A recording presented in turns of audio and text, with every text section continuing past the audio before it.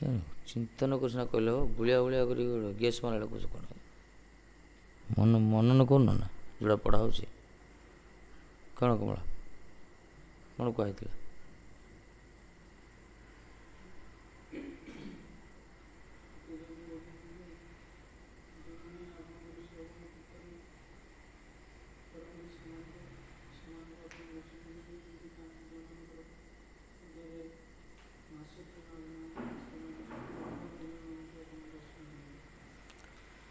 କିନ୍ତୁ ମୁଁ ତ ମୋର ତ ମନ ମଳିନ ନା, ମୋର ମନ ମଳିନ, ତେଣୁ ଆପଣଙ୍କୁ ଯେଉଁ ଦର୍ଶନ କରୁଛି ଏଇଟା ଆପଣଙ୍କ କୃପା କରି ଦର୍ଶନ ଦେଇଛନ୍ତି। ମହାତ୍ମାମାନେ ଆପଣଙ୍କୁ ଦର୍ଶନ କରନ୍ତି। ସୂତଦେବ କହୁଛନ୍ତି ଯେଉଁମାନେ ସବୁବେଳେ ପରମାର୍ଥ ପଥରେ ଅଛନ୍ତି, ଶ୍ରବଣ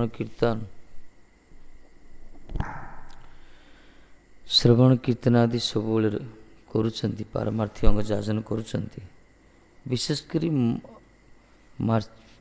ମାତ୍ସର୍ଯ୍ୟ ଗୁଣ ରହିତ, ମାତ୍ସର୍ଯ୍ୟ ଆଦି ବିକାର ଯାହାଙ୍କ ହୃଦୟରେ ନାହିଁ, ସେଇ ମହାତ୍ମାମାନେ ନିରନ୍ତର ଭଜନ କରୁଛନ୍ତି, ଆପଣଙ୍କୁ ଦର୍ଶନ କରୁଛନ୍ତି।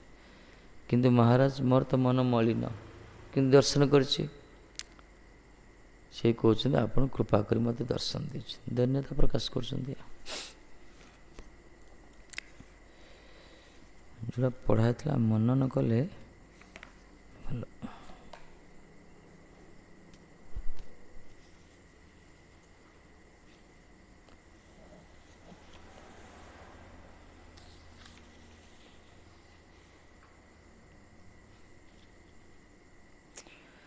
କହିଲେ ଏଇଟା ଆପଣଙ୍କର ବିଚିତ୍ର କୃପା ବା ଚରିତ୍ର, ଆପଣ ଚରିତ୍ର ଏ ପ୍ରକାର କୃପା ଏପଟ ବିଚିତ୍ର, ମୋ ଭଳି ଗୋଟେ ଅଧମକୁ ଆପଣ ଦର୍ଶନ ଦେଇଛନ୍ତି।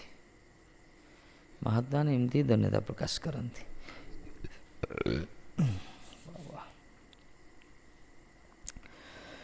ହୃଦି ସ୍ତୋପ୍ୟତି ଦୁରସ୍ତଂ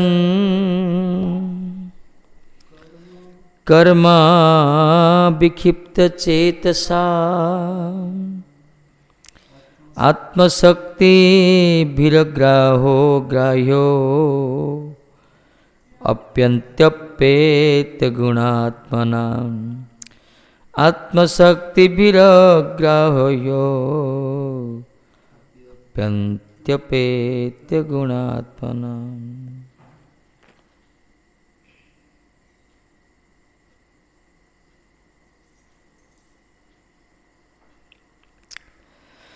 कहले हृदयस्थ सर्वहृदय स्थित अपि, समस्त हृदय भितर आपण अछंती, तथापि त्वं आपणको आपण कर्म विक्षिप्त चेतसां, कर्म भी विक्षिप्त विचलित चेत जेसां तेसां, जहाँकर चित्त कर्म चक्र विक्षिप्त माने कर्मर उलझन भितर जे रही, कर्म जंजाल भितर जा चित्त सब विक्षिप्त अस्थिर, से मानक आत्मशक्ति भी अहंकार आदि द्वारा अग्राह्य तथा अति दूरस्थ अपि व्यवहित अपि उपेत गुणात्मनं उपेत गुणः प्राप्त श्रवण कीर्तनादि संस्कार आत्म अंतकरण जेसं तेसम अस्ति समीपे अव्यवहित वर्तसे। कहले अहंकार आदि द्वारा विषयक्लिष्ट जीव जो कर्मचक्र ग्रसित होचन जा चित्त विक्षिप्त से भितर आपण रही हृदय भितर अच्छा कि आप जापर आग्राह्य कि जो श्रवण कीर्तन करते अनुभव कर दूरे से पाखरे था कहले आपण सर्वजीवर हृदय अवस्थान करिले भगवान समस्त भितर अच्छा श्रुद सर्वभूतानां हृदय से अर्जुन तिष्ठति कहते समस्त हृदय भितर भगवान अच्छा थिले मध्य कर्म विक्षिप्त चित्त पुरुष गणकर अहंकार प्रवृत्ति आत्मशक्ति द्वारा अग्राह्य ଗ୍ରାହ୍ୟ ନୁହେଁ, ଦେଖିପାରନ୍ତିନି, ଜାଣିପାରନ୍ତିନି।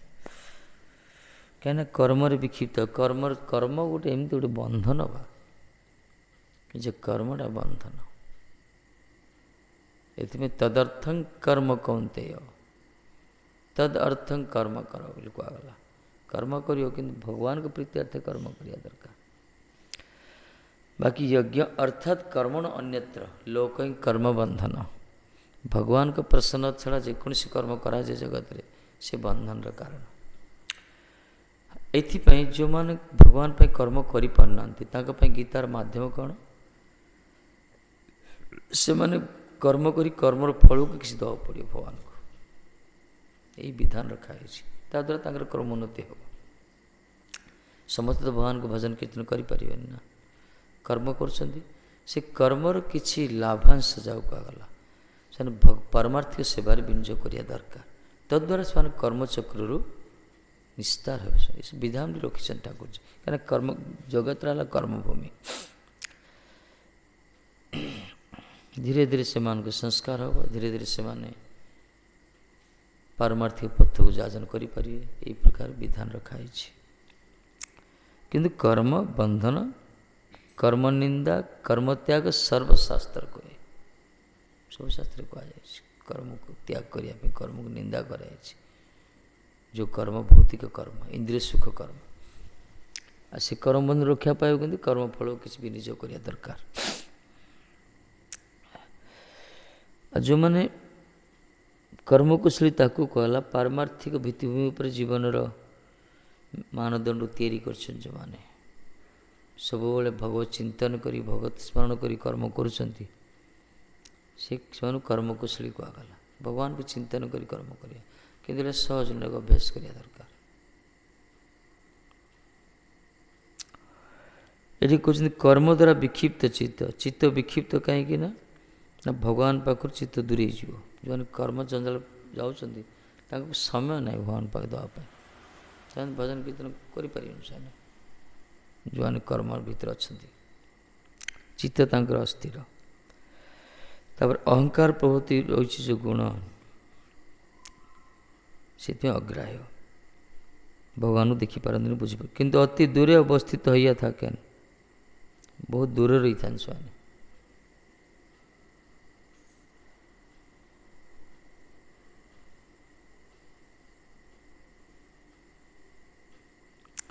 ପରନ୍ତୁ ଶ୍ରବଣ କୀର୍ତ୍ତନ ଆଦି ସଂସ୍କାର ଯୁକ୍ତ ବିଶୁଦ୍ଧ ଚିତ୍ତ ପୁରୁଷଗଣଙ୍କର, ଯେଉଁମାନଙ୍କ ଚିତ୍ତ ବିଶୁଦ୍ଧ ହୋଇଯାଇଛି, କେମିତି? ଶ୍ରବଣ କୀର୍ତ୍ତନ ଦ୍ୱାରା। ଏଠି କୌଣସି ତ୍ୟାଗୀ ଗୃହୀ କଥା କୁହାଯାଏନି।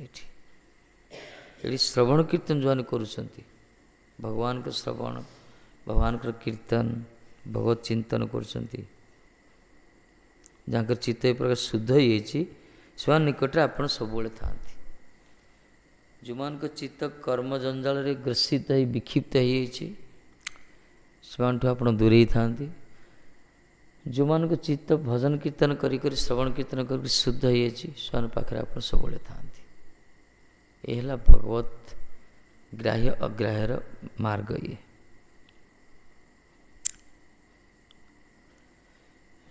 ଭଗବାନଙ୍କର ସେସବୁ ପଥ ପରିଷ୍କାର କରିଦେଉଛନ୍ତି, ମାର୍ଗ ଦେଖାଇ ଦେଉଛନ୍ତି।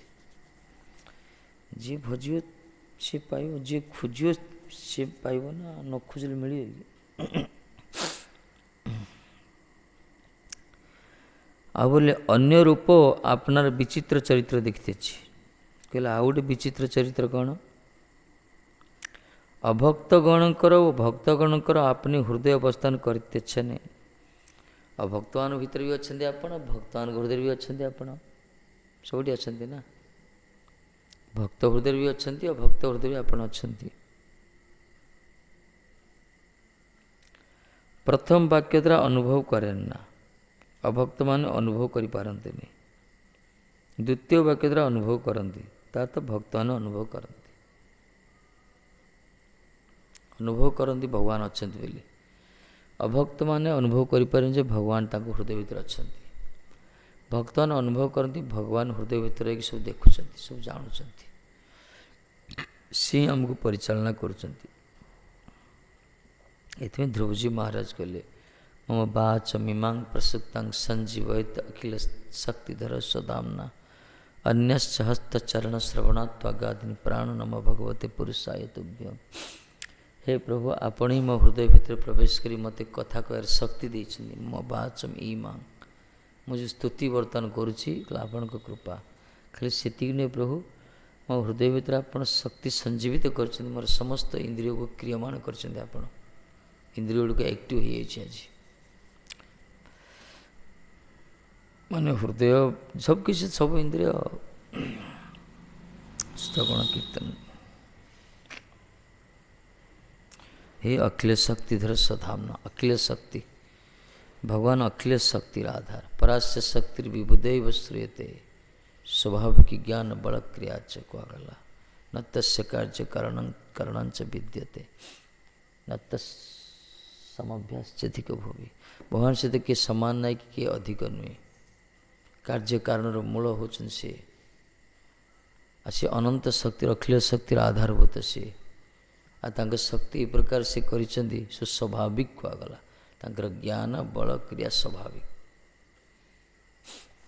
स्वत हुए ठीक समय सूर्य उदय होचंती ठीक समय सूर्य अस्त होचंती से स्वाभाविक परा भगवान कृमती।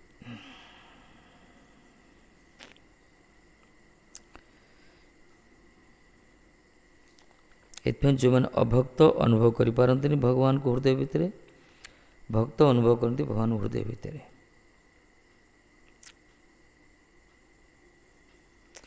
अच्छा जी अनुभव कर हृदय भितर भगवान अच्छा ता लक्षण कौन हम कह तो जी अनुभव कर हृदय भितर भगवान अच्छा ता लक्षणटा कौन हम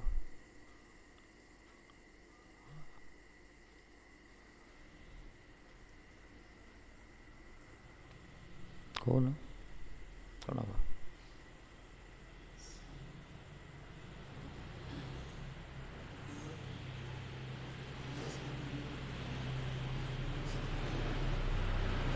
पार्टी कर पार्टी नहीं मान देह संबंधी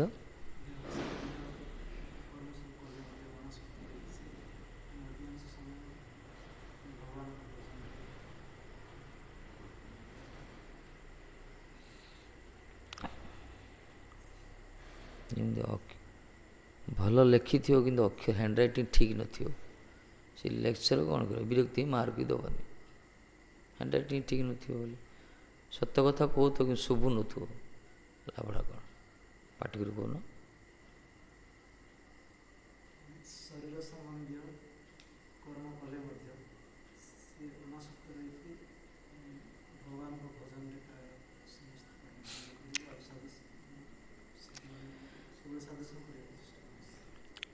सब परमार्थ अनुसरण कर विशेषकर आउ गोटे लक्षण है सी क्या उद्वेग दबनी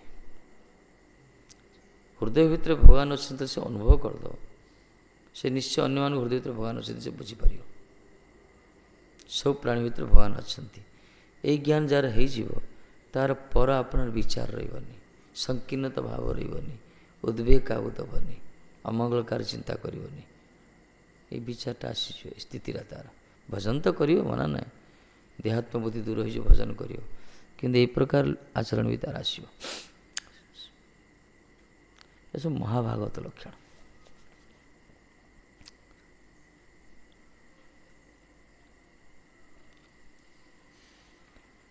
आम अनुभव करें भगवान अच्छा बोली आम भितर भगवान अच्छा अनुभव करूने बोली विग्रह रूप अर्चा विग्रह रूप ठाकुर आसर सेवा करिया पूजा करिया कीर्तन करिया धीरे धीरे कले संस्कार हम आम सुप्त चेतना जागृत हम तापर अनुभव हम महत् कृपार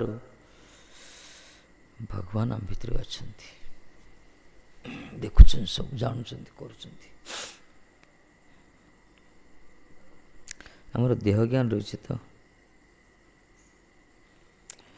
जदि को आमार हृदय थाकिया दूरे थाकिया तुम्हें कि रूपे जानले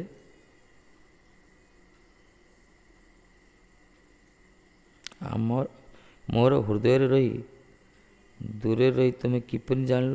ତାର ଉତ୍ତରେ କହୁଛନ୍ତି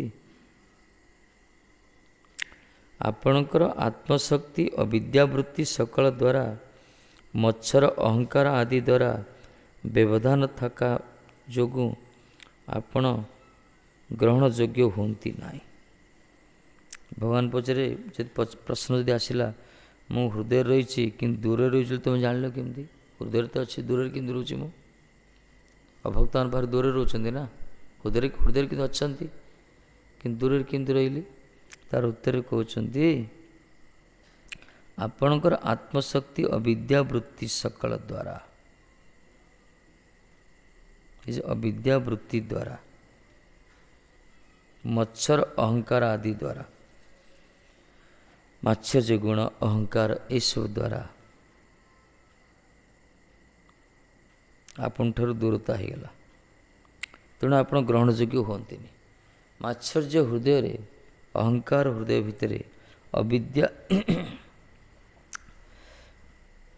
ଅବିଦ୍ୟାବୃତ୍ତି ଯେଉଁମାନଙ୍କୁ ରହିଛି ଅଜ୍ଞାନ ଭାବରେ, ସେମାନେ ଭଗବାନଙ୍କୁ ଅନୁଭବ କରିପାରନ୍ତିନି ବା ଭଗବାନଙ୍କୁ ଗ୍ରହଣଯୋଗ୍ୟ ହୁଅନ୍ତିନି। ଆবার এই ଗୁଣ ଦ୍ୱାରା ବ୍ୟବଧାନ ଥାକିଅ আপনার ଗୁଣଚିନ୍ତନ ଦ୍ୱାରା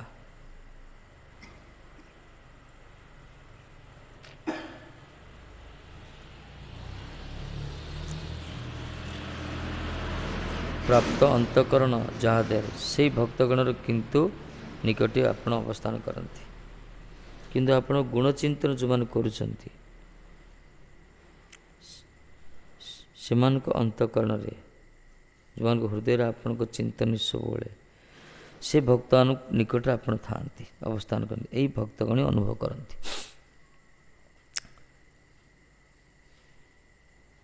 ମୂଳ କଥା ହେଲା ମାତ୍ସର୍ଯ୍ୟ ଗୁଣ ତ୍ୟାଗ କରିବା ଦରକାର, ଅହଙ୍କାର ଆଦି ଗୁଣକୁ ତ୍ୟାଗ କରିବା ଦରକାର। ଅହଙ୍କାର, ମାତ୍ସର୍ଯ୍ୟ ଏସବୁ ନଷ୍ଟ କରିଦିଅ।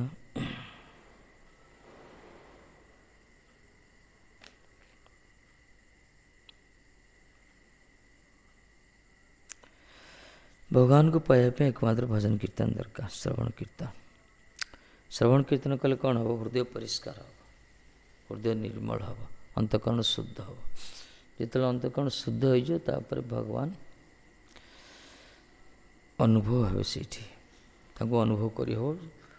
ଅନୁଭବଟା ଯେତେବେଳେ ଗଭୀରତାରେ ହେଇଯିବ ସେତେବେଳେ ଭଗବାନ ପ୍ରକଟ ହେଇଯିବ, ଦର୍ଶନ ଦେଇଦେବେ। ଭଗବତ ସାକ୍ଷାତକାର ପ୍ରାଥମିକ ସୋପାନ ହେଉଛି ଅନୁଭବ କରିବା ଦରକାର ଯେ ଭଗବାନ ସବୁ କରୁଛନ୍ତି, କୃତଜ୍ଞତା ଗୁଣ ରହିବା ଦରକାର।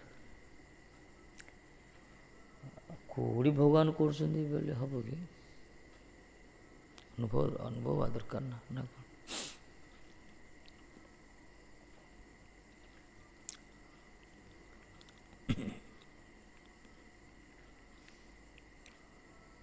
ଯେମିତି ଠାକୁରଙ୍କର ଧୂଆଁ ବାଜିଗଲା, ନାକରେ ତୁଳା ଦେଇଦେଲା ନା କ'ଣ?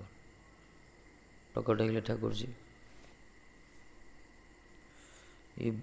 ଇଏ ପଚାରୁଛନ୍ତି ପୂଜାରୀ, ମହାରାଜ ଆଜି କ'ଣ ଛିଡ଼ା ହେଇ ପ୍ରକଟ ହେଇଗଲେ? ବରଦ ଆଉ ରେଡ଼ି ହେଇଗଲା, ଆଜି ପର୍ଯ୍ୟନ୍ତ ପୂଜା କରୁଥିଲି, କୁଆଡ଼େ ଯାଇଥିଲ? ନା ଆଜି ତୁ ଯେତେ ଦିନ ପର୍ଯ୍ୟନ୍ତ ପୂଜା କରୁଥିଲୁ ତୋର ପାଷାଣ ବୁଦ୍ଧି ଥିଲା ମୋ ପ୍ରତି, ଆଜି ପ୍ରଥମତଃ ତୁ ଅନୁଭବ କଲୁ ମୁଁ ଜୀବନ୍ତ ବୋଲି, ଆଘ୍ରାଣ କରିପାରୁଛି ମୁଁ, ଏଇ ଯେ ବିଶ୍ୱାସ ହେଇଗଲାଣି, ତେଣୁ ପ୍ରକଟ ହେଇଗଲି। ତ ଭଗବାନ ଗ୍ରହଣ କରୁଛନ୍ତି ସବୁ, ଏଇ ବିଶ୍ୱାସ ରହିବା ଦରକାର। ବିଶ୍ୱାସ ନ କଲେ ଆମେ ସବୁ ସେବା କରୁଛେ, ଯିଏ ଯେଉଁ ସେବା କରୁଛନ୍ତି କର, ଯାହାର ଯୋଗ୍ୟତା ଅନୁସାରେ, କିନ୍ତୁ ସବୁକିଛି ଭଗବାନ ଗ୍ରହଣ କରୁଛନ୍ତି ଏଇ ଅନୁଭବ ହେବା ଦରକାର। ହେଲେ ହିଁ ଭଜନଟା ସୁସ୍ଥ ରୂପରେ ହେବ।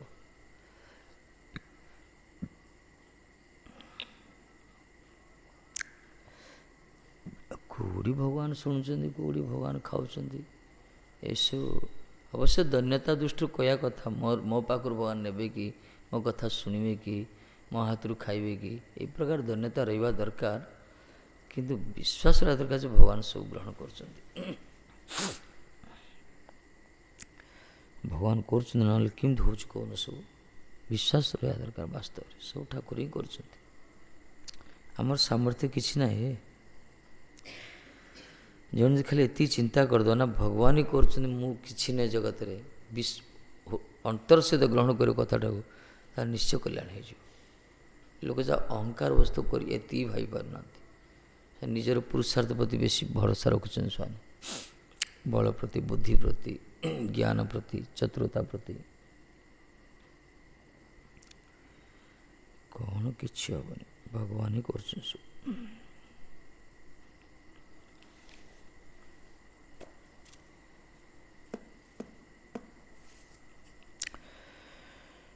नमोस्तुते अध्यात्मविदां परात्मने,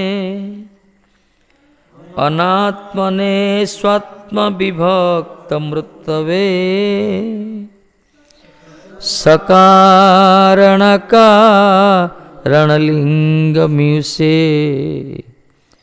सुमायया संवृतवृन्ददृष्टये, सुमायया संवृत्तरुद्धदृष्टये।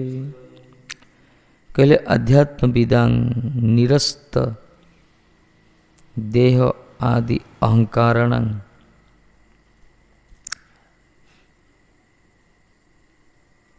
निरस्त देहादि अहंकार, निरस्त जुआन को दूर है अहंकार आदि, परात्मने प्रकाशमानाय मोक्ष प्रदाय, पाखरे आपण प्रकाश हंती, मुख्य देवा मुक्ति देवा। अनात्मने देहादि अभिमानी ने जीवाय, परतेन अप्रकाश मानतान प्रतीति अर्थ, किंतु जो मानकर अभिमान अच्छी देह प्रति स्वयं प्रकार आपण अप्रकाश अच्छी, प्रकाशित होती।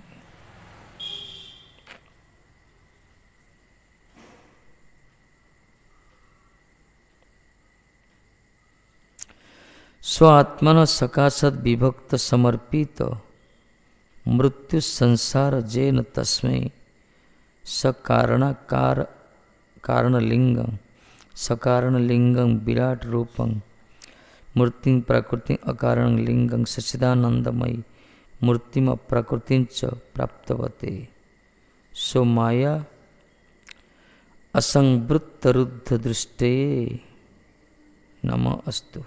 कहले हे प्रभु, आपण देहादिते अहंकार शून्य पुरुषगण को निकट रे परमात्मा रूपे प्रकाशित ही मोक्षप्रद एवं देहादिते अहंकार युक्त पुरुषगणकर संसार विषयक विधायक।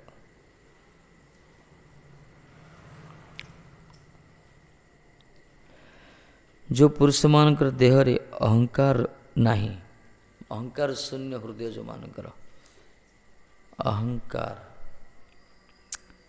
सेमान गंटे भगवान परमात्मा रूप प्रकाशित होती, मोक्ष प्रदान करती, तंग उद्धार कर दियंती मुक्ति। किंतु जो पुरुष मान को हृदय रे अहंकार युक्त हृदयटा अहंकार भर, सेमान पई भगवान संसार विधायक तांग पई संसार तैयारी करछंती।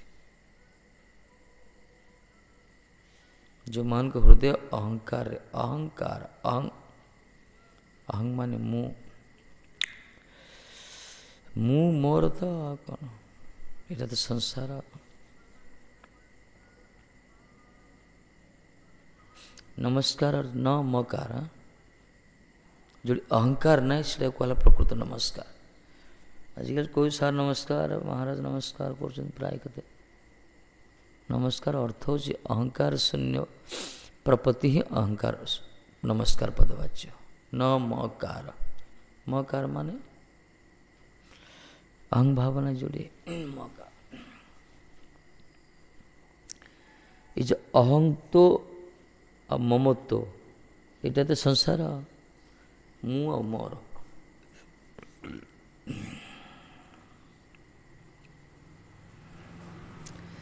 अहंकार युक्त पुरुष गुणकर पाई भगवान होचंती संसार विधायक, तांके पाई संसार व्यवस्था कर जा संसार खेले तो जम नाम आछि। किंतु जो मानकर अहंकार नहीं हृदय रे निजको किंकरवत मन करती, भगवान कर सेवक होचंती, तांक पर भगवान प्रकाशित होती। अपनी विराट रूपा प्रकृति एवं सच्चिदानंदमय अप्रकृति उभयविध मूर्ति युक्त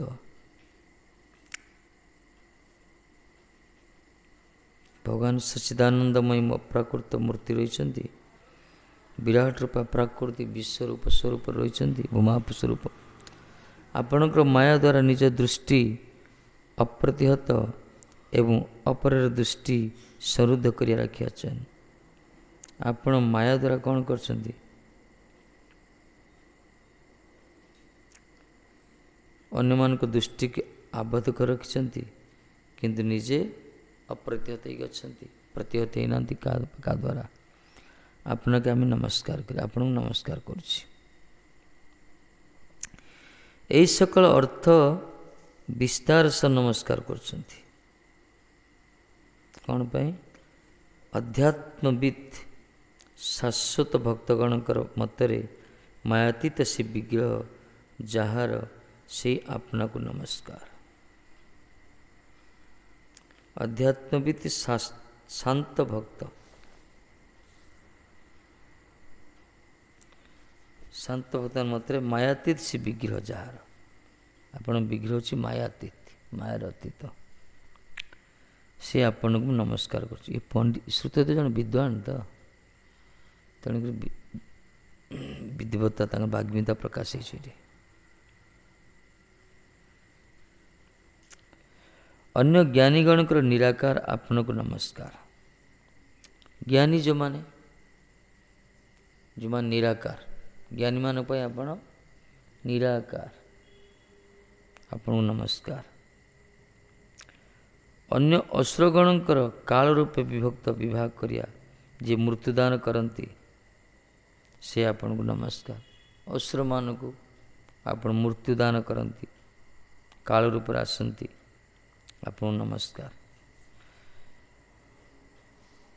ବସ୍ତୁତ କିନ୍ତୁ କାରଣର ସହିତ ବିରାଟ ମୂର୍ତ୍ତି ପ୍ରକୃତି ଅକାରଣ ସଚ୍ଚିଦାନନ୍ଦମୟ ମୂର୍ତ୍ତି ଅପ୍ରାକୃତି ଓ ନିଜ ମାୟା ଦ୍ୱାରା ଅନାବୃତ ଭକ୍ତଗଣଙ୍କର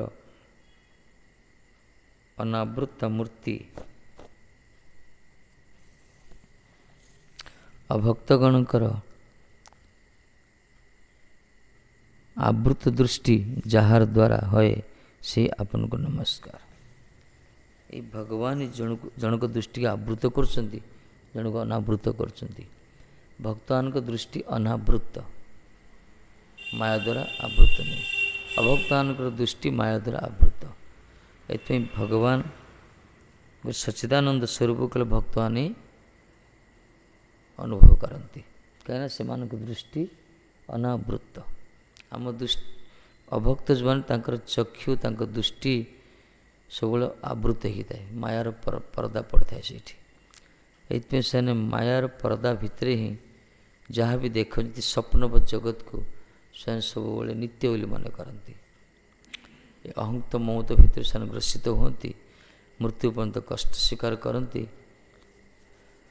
ଅପାର୍ଥିବ ବସ୍ତୁ ସଂଗ୍ରହ କରନ୍ତି, ତାରି ସୁରକ୍ଷା, ତାରି ତଦାରଖ, ତାରି ସଂରକ୍ଷଣ, ସେଥିରେ ସେମାନେ ସମୟ ନଷ୍ଟ କରନ୍ତି।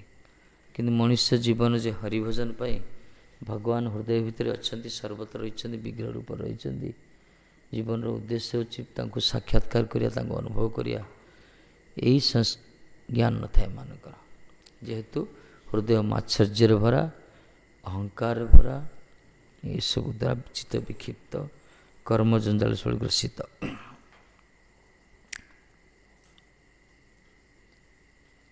ଏଇ ବୈଷ୍ଣବ ଧର୍ମ ଆଜ୍ଞା, ଏଇଟା ହିଁ ବୈଷ୍ଣବ ଧର୍ମ।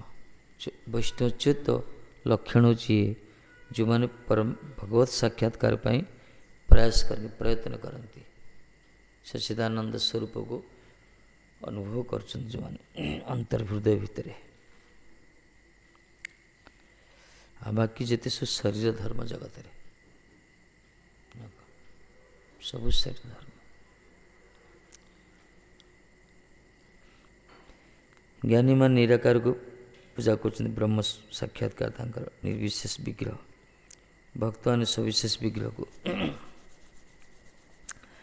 ଅସୁରମାନେ କାଳ ରୂପରେ ଆସୁଛନ୍ତି ଭଗବାନ, ସେ ସମସ୍ତେ ନମସ୍କାର କରିଦେଲେ ଏଇଠି। ନମସ୍ତୁତେ ଆତ୍ମବିଦାଂ ପରାତ୍ମନେ।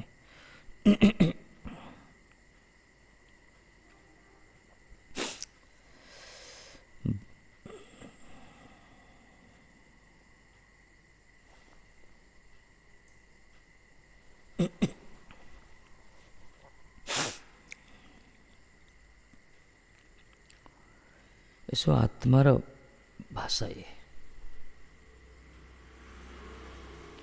ମାନେ ଆତ୍ମାର କଥା। ଏ ଯେଉଁ ଭଗବାନଙ୍କ କଥା ହେଉଛି ଆତ୍ମାର କଥା, ସଂସାର କଥା ହେଉଛି ଶରୀରର କଥା।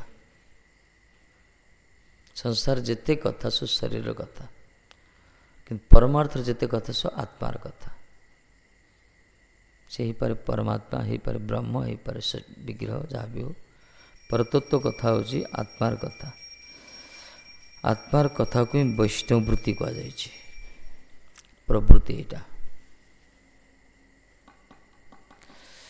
ଭଗବାନ ଯେମିତି ସନାତନ ଶାଶ୍ୱତ, ଆମର ଆତ୍ମା ବି ସେଇ ପ୍ରକାର ସୃଷ୍ଟିରୁ ଅଛନ୍ତି। ସେ ଆତ୍ମାର ବୃତ୍ତି ବି ସେଇ ପ୍ରକାର ଶାଶ୍ୱତ।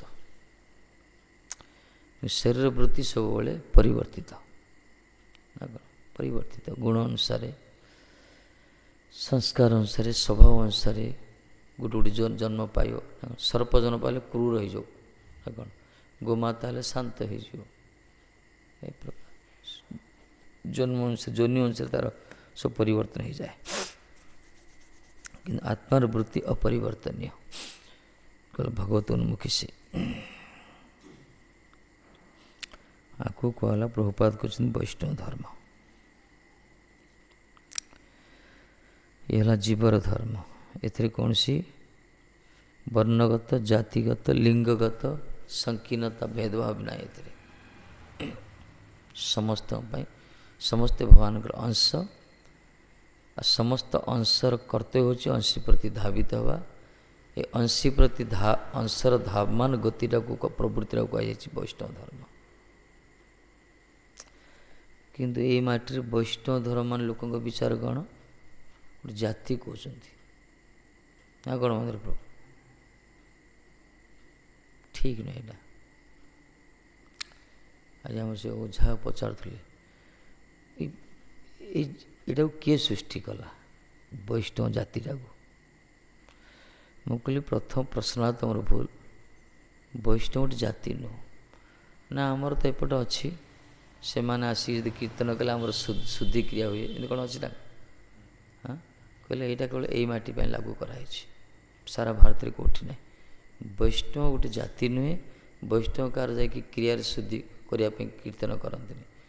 ଏଇଠି ବୋଧେ ସ୍ମାର୍ତ୍ତବାଦୀ ମାନେ ଚତୁର ଥିଲେ, ସେଟେଲମେଣ୍ଟରେ ଯେମିତି ନାଁ ସବୁ ଉଠାଇ ଦିଅନ୍ତି, ଗୋଚର ଭୂମି ଯାଉ ସବୁ ନାଁ ଉଠାଇ ଦେଇଛନ୍ତି ସେଟେଲମେଣ୍ଟରେ ଚତୁର ବ୍ୟକ୍ତିମାନେ। ସେଇ ପ୍ରକାର ପୂର୍ବରୁ ସବୁ ଚତୁର ସ୍ମାର୍ତ୍ତବାଦୀ ମାନେ ଥିଲେ, କର୍ମକାଣ୍ଡୀ ମାନେ।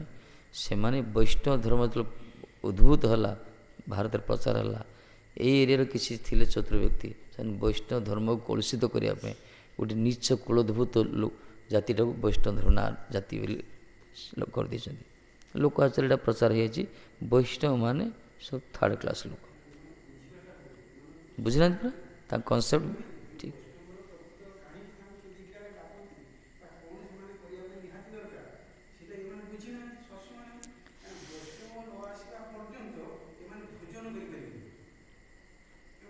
ଏମାନଙ୍କର ବିଚାର କ'ଣ? ଏମାନଙ୍କର ବିଚାର ଏଇ ନିଚ ଲୋକମାନଙ୍କର କର୍ମ ହେଉଛି ଟିକେ ହରିନାମ କରିବେ, ଏମିତି ଭାବୁଛନ୍ତି ବାସ୍। କିନ୍ତୁ ବୈଷ୍ଣବର କ୍ରିୟା ସେଇଟା ନୁହେଁ। ବୈଷ୍ଣବର କ୍ରିୟା ଭିକ ମାଗି ହରିନାମ କରିବନି, କେଉଁ ଲେଖା ହେଇଛି ସବୁ? ଆତ୍ମାର ଧର୍ମ ହେଉଛି ବୈଷ୍ଣବ। ସମସ୍ତେ ବୈଷ୍ଣବ, ସବୁ ପ୍ରାଣୀ ବୈଷ୍ଣବ। ଜାତି ବର୍ଣ୍ଣ ଧର୍ମ ନିଶ୍ଚିତ ପ୍ରାଣୀ ମାତ୍ରେ ବୈଷ୍ଣବ। ବିଷ୍ଣୁଙ୍କର ଅଂଶ ବୈଷ୍ଣବ, ପ୍ରାଣୀ ମାତ୍ରେ ବୈଷ୍ଣବ। ପ୍ରଭୁପାଦ କହିଲେ ଚେତନ ଅଚେତନ ସବୁ ବୈଷ୍ଣବ କହିଛନ୍ତି। ଜଡ଼ ବି ବୈଷ୍ଣବ, ସବୁ ଭଗବାନଙ୍କ ଅଂଶ, ସୃଷ୍ଟି ସବୁ। ବୁଝୁଛନ୍ତି? କିନ୍ତୁ ବୈଷ୍ଣବଚ୍ୟୁତ ବ୍ୟବହାର ଯେଉଁମାନେ କରନ୍ତି ତାଙ୍କୁ ସେମାନେ ପରମ ବୈଷ୍ଣବ, ଶୁଦ୍ଧ ବୈଷ୍ଣବ କୁହାଗଲା। ବୈଷ୍ଣବର ବ୍ୟବହାର ହେଉଛି ଲକ୍ଷଣ ସୂର୍ଯ୍ୟ ବର୍ଣ୍ଣନା କରି ଆତ୍ମଧର୍ମ ଯାହା କୁହାଗଲା। ଏଇଠି ଲୋକମାନେ ଭାବୁଛନ୍ତି ବୈଷ୍ଣବ ମାନେ ଗୋଟେ ଜାତିବାଚକ। ବୈଷ୍ଣବ ଜାତିବାଚକ ନୁହେଁ, ବରଂ ସବୁ ଜାତିକୁ ଉଦ୍ଧାର କରିବା ପାଇଁ ବୈଷ୍ଣବ ଧର୍ମ ସୃଷ୍ଟି କରାଯାଇଛି। ଜଗତରେ ବ୍ରାହ୍ମଣ, କ୍ଷତ୍ରିୟ, ବୈଶ୍ୟ, ଶୂଦ୍ର, ବ୍ରାହ୍ମଣ ସବୁ ବର୍ଣ୍ଣ, ସବୁ ଆଶ୍ରମକୁ ଉଦ୍ଧାର କରିବା ପାଇଁ ଭଗବାନଙ୍କର ଶକ୍ତିର ଇଏ ଗୋଟେ ପ୍ରକାଶ, ବୈଷ୍ଣବ ଧର୍ମ, ସନାତନ ଧର୍ମ। ଆର ଅର୍ଥ ହିଁ ବୁଝୁନାହାନ୍ତି ମାନେ।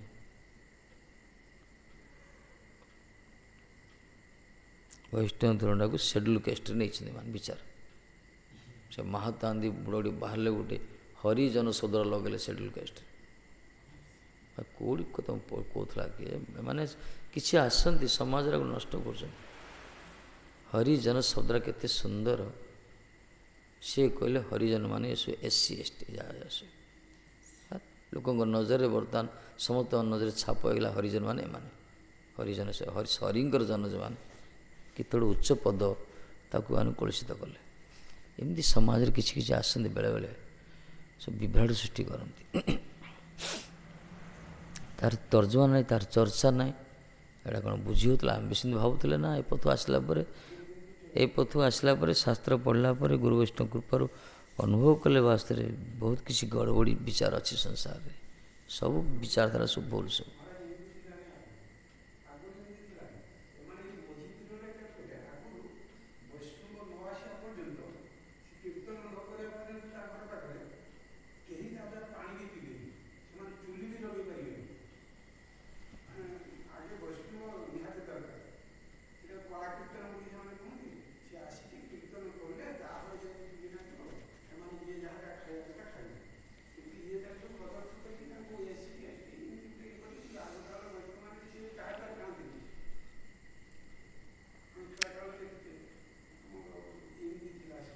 ସେଟା ବିକୃତ ହେଇଗଲା ଭାବଟା।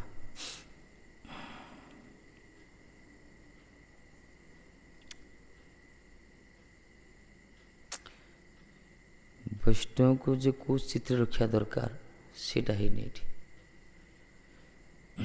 ହେଉଛି ସେମିତି ଆଉ ଢଗି ଦେଇଥିବେ। ସେମାନେ ବସି ଟେବୁଲ୍ ଚେୟାରରେ ବସି ଖାଉଥିବେ ସବୁ। 2-4ଟା ବୈଷ୍ଣବ ଯାଇ ବସି ଘର ସାମ୍ନାରେ ବହି ଖୋଡ଼ୁ ଖୋଡ଼ୁ କରୁଥିବେ। ଆଉ ଦେଖିଲେ ଦୁଃଖ ଲାଗେ ଏମାନଙ୍କ କ୍ରିୟାକୁ। ଏମିତି ନା, ଏମିତି ହୁଏନି ଏଠି। ଥରେ କିଏ ନା ମୋତେ କିଏ ଡାକି ଦେଇଥିଲା ଥରେ, ତା ସେ ଗାଳି କରିଥିଲି, ଭଡ଼ାଟିଆ ଦେଖିଲ ନା କ'ଣ ତମ ସୁଧିକିର ଯେଉଁ ଆମେ କୀର୍ତ୍ତନ କରୁ ତମେ ଭାବୁଛ କ'ଣ? ମୁଁ ପଳେଇଲା ବିଚରା। ସେ କିଛି ଜାଣିନି ଅବଶ୍ୟ। ଏଇଠୁ କହିଦେଇଛି ମୋଠୁ ଡାକେ ବୈଷ୍ଣବଙ୍କୁ। ହଁ ସୁଧିଲି ତ ତମେ ସବୁ ବସିବ ମାଛ ମାଂସ ଖାଇବ, ହାଇ ହାଇ ହେବ। ଆମେ ସବୁ ବସି ବାରଣ୍ଡାରେ ବସି କୀର୍ତ୍ତନଟା କରିବୁ ଭଡ଼ାଟିଆ ପାଇଁ 400-500 ପାଇଁ। ସେଥିପାଇଁ ଘର ଦ୍ୱାର ଛାଡ଼ିକି ଆଇଛୁ ଆମେ। ତମ ଲଜ୍ଜା ଲାଗୁନି ଡାକୁଛୁ ଆସିକିରି? ପଳେଇଲା ବିଚରା। ଲୋକଙ୍କର ଜାଣିନାହାନ୍ତି କ'ଣ କରିବେ, ତାଙ୍କର ବିଚାର ସେମିତି ଏରିଆରେ ସେମିତି କରୁଛନ୍ତି। ହରିନାମକୁ ବିକ୍ରି କରୁଛନ୍ତି।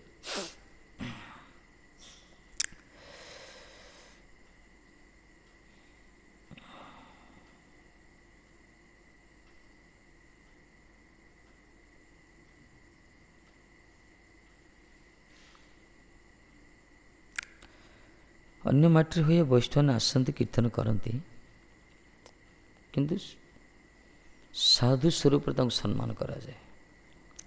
ଏଇଠି ବୈଷ୍ଣବଟା କୀର୍ତ୍ତନ କରୁଛନ୍ତି, ଗୋଟେ ଜାତି ବିଭାଜକରେ ଗ୍ରହଣ କରୁଛନ୍ତି। ଦୁଃଖର କଥା ଏଇଟା। ଯେଉଁମାନେ ଯାଉଛନ୍ତି ସୁଧି କ୍ରିୟା କରୁଛନ୍ତି ତାଙ୍କୁ ବସେଇ ଦେବୁ କୋଣ ଆଡ଼େ ଗୋଟେ ଠିକ୍ ନୁହେଁ ଏଇଟା। କଦର ବିକୃତି ହେଇଛି ଏଠି।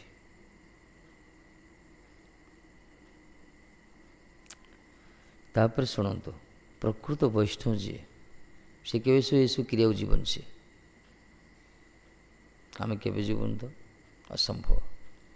ହଁ, ଯଦି ତାଙ୍କ ପରିବାର କିଏ ଭକ୍ତ ହେଇଥିବ, ଭକ୍ତ ଯଦି କିଏ ହେଇଥିବ, ତାହେଲେ ବୈଷ୍ଣବର ତ ଗୋଟେ କ୍ରିୟା ଅଛି, ସେଥିପାଇଁ ଯିବୁ। ଆଉ ଗୋଟେ ମାଛ ମାଂସ ଖାଉଥିବ, ମଦ ଖାଉଥିବ, ମରିଥିବ ତା ପରିବାରଟା, ସେଇଠି ଯିବ ଗୋଟେ ବୈଷ୍ଣବ, କ'ଣ ସେଠି କ୍ରିୟା ହେବ? ସେଠି ପ୍ରକୃତ ବୈଷ୍ଣବ ଯାଆନ୍ତିନି ସେ ସବୁ ଧନ୍ଦାକୁ। ସେ ତାର କର୍ମକାଣ୍ଡରେ କରିବ। ସେ ବୈଷ୍ଣବ ଯେଉଁମାନେ ହେଇଥିବେ ତାଙ୍କର ବୈଷ୍ଣବ ସହିତ କ୍ରିୟା କରାଯାଏ, ବୈଷ୍ଣବ ଶୁଦ୍ଧି କରାଯାଏ। ଜୀବନବ୍ୟାପୀ ଅସତ୍ କର୍ମ କରୁଥିବ, ଲାଷ୍ଟକୁ 2-4ଟା ମାନେ ହରିନାମ ବିକ୍ରି କରୁଥିବା ବୈଷ୍ଣବ 2-4ଟା ଡାକି ବସି କୀର୍ତ୍ତନ କଲେ ଶୁଦ୍ଧି ହେଇଯିବ। ସିଏ ମିଛ କଥା। ଏସବୁ ଖାଲି ମନକୁ ବୁଝିବା କଥା। ସେମିତି ଚାଲିଛି। ସେ ସେମିତି ପୁରା ସେ ପଇସାଟା ନେଇ ମାଛ ଖାଇବେ,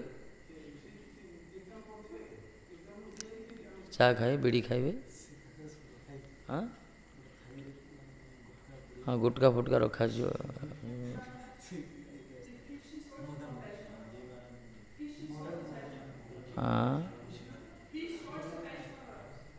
हो ଫିସ୍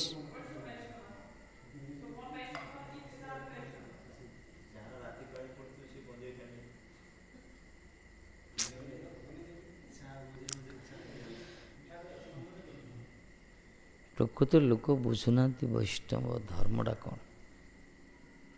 ପ୍ରାୟ ଲୋକଙ୍କ ବିଚାର ନାହିଁ, କେହି ତାପରେ ତର୍ଜମା କରୁନାହାନ୍ତି, ଗୋଟେ ଅଲଗା ଭାବୁଛନ୍ତି। ଗୋଟେ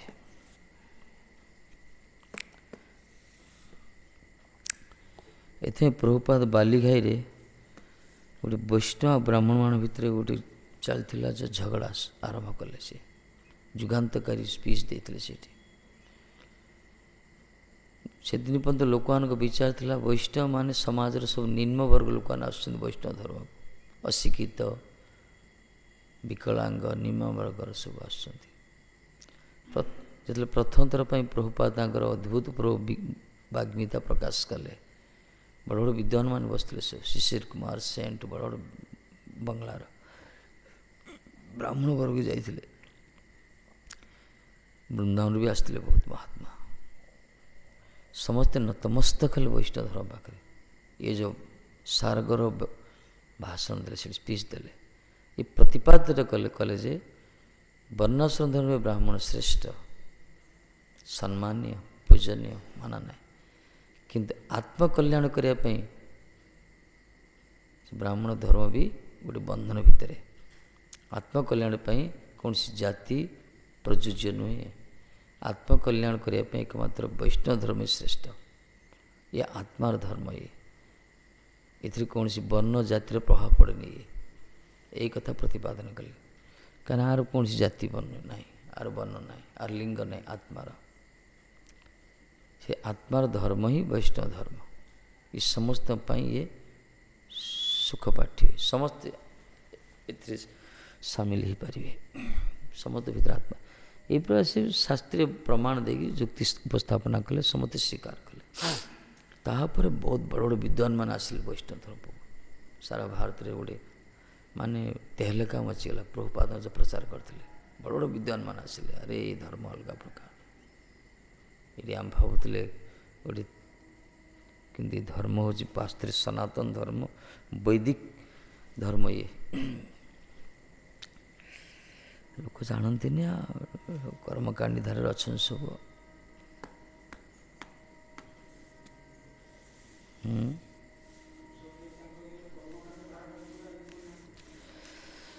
କର୍ମକାଣ୍ଡଟା କର୍ମକାଣ୍ଡ ରହିବା ଦରକାର। କିଛି ଲୋକର କଲ୍ୟାଣ ହେଉଛି, କିନ୍ତୁ ତା ଦ୍ୱାରା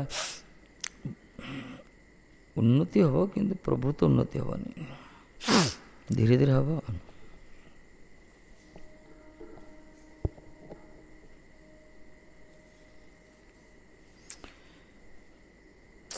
सत्वं सादिशभृत्यान् नः किं देव करवामहे एतदन्तो नृणां क्लेशो यभवानख्यगोचरः एतदन्तनृणां क्लेशो यद्भवानख्यगोचरः। हे देव ବୟଂ ଆମ୍ଭେମାନେ କିଂ କରବାମ, କ'ଣ କରିବ? ତବ ପ୍ରୀତ କିଂ ନ କରବାମ ସାଧୟାମ, ଆପଣଙ୍କ ପ୍ରସନ୍ନତା ପାଇଁ କ'ଣ କରିବୁ? ଆମେ କ'ଣ କରିପାରିବ? ପଚାରୁଛନ୍ତି, ଆପଣ ପ୍ରସନ୍ନତା ପାଇଁ କ'ଣ କରିବ? ସ୍ୱତଂସ ଭୃତ୍ୟାନ୍ ସ୍ୱସ୍ୟ ସେବକାନ୍ ଅସ୍ମାନ୍ ସାଧି ତତ୍ ଅନୁଶିକ୍ଷୟ। ଆପଣଙ୍କ ଭୃତ୍ୟ ଆମମାନଙ୍କୁ, ଆପଣଙ୍କ ସେବକ ଆମମାନଙ୍କୁ ଆପଣ ଶୋଧନ କରନ୍ତୁ, ଶିକ୍ଷା ଦିଅନ୍ତୁ। କ'ଣ କଲେ ଆପଣ ପ୍ରସନ୍ନ ହେବେ?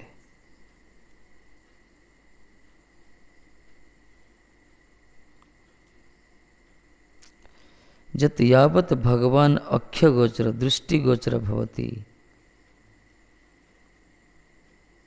ନୃଣାଂ କ୍ଲେଶ ସଂସାର କଷ୍ଟମପି एतदंत एतस्मिन् एव अंतनाशजस्य सह भवत् साक्षात्कार काल एव जनानां ସଂସାର କ୍ଲେଶ ନାଶତି ଅର୍ଥ। ବା କହିଲେ ହେ ଦେବ ଆପଣଙ୍କର ଭୃତ୍ୟ ଆମେମାନେ ଆପଣଙ୍କର ପ୍ରୀତିର ପାଇଁ କୌଣସି କେଉଁ କାର୍ଯ୍ୟ କରିବ ତାହାର ଅନୁଶିକ୍ଷା ପ୍ରଦାନ କରନ୍ତୁ।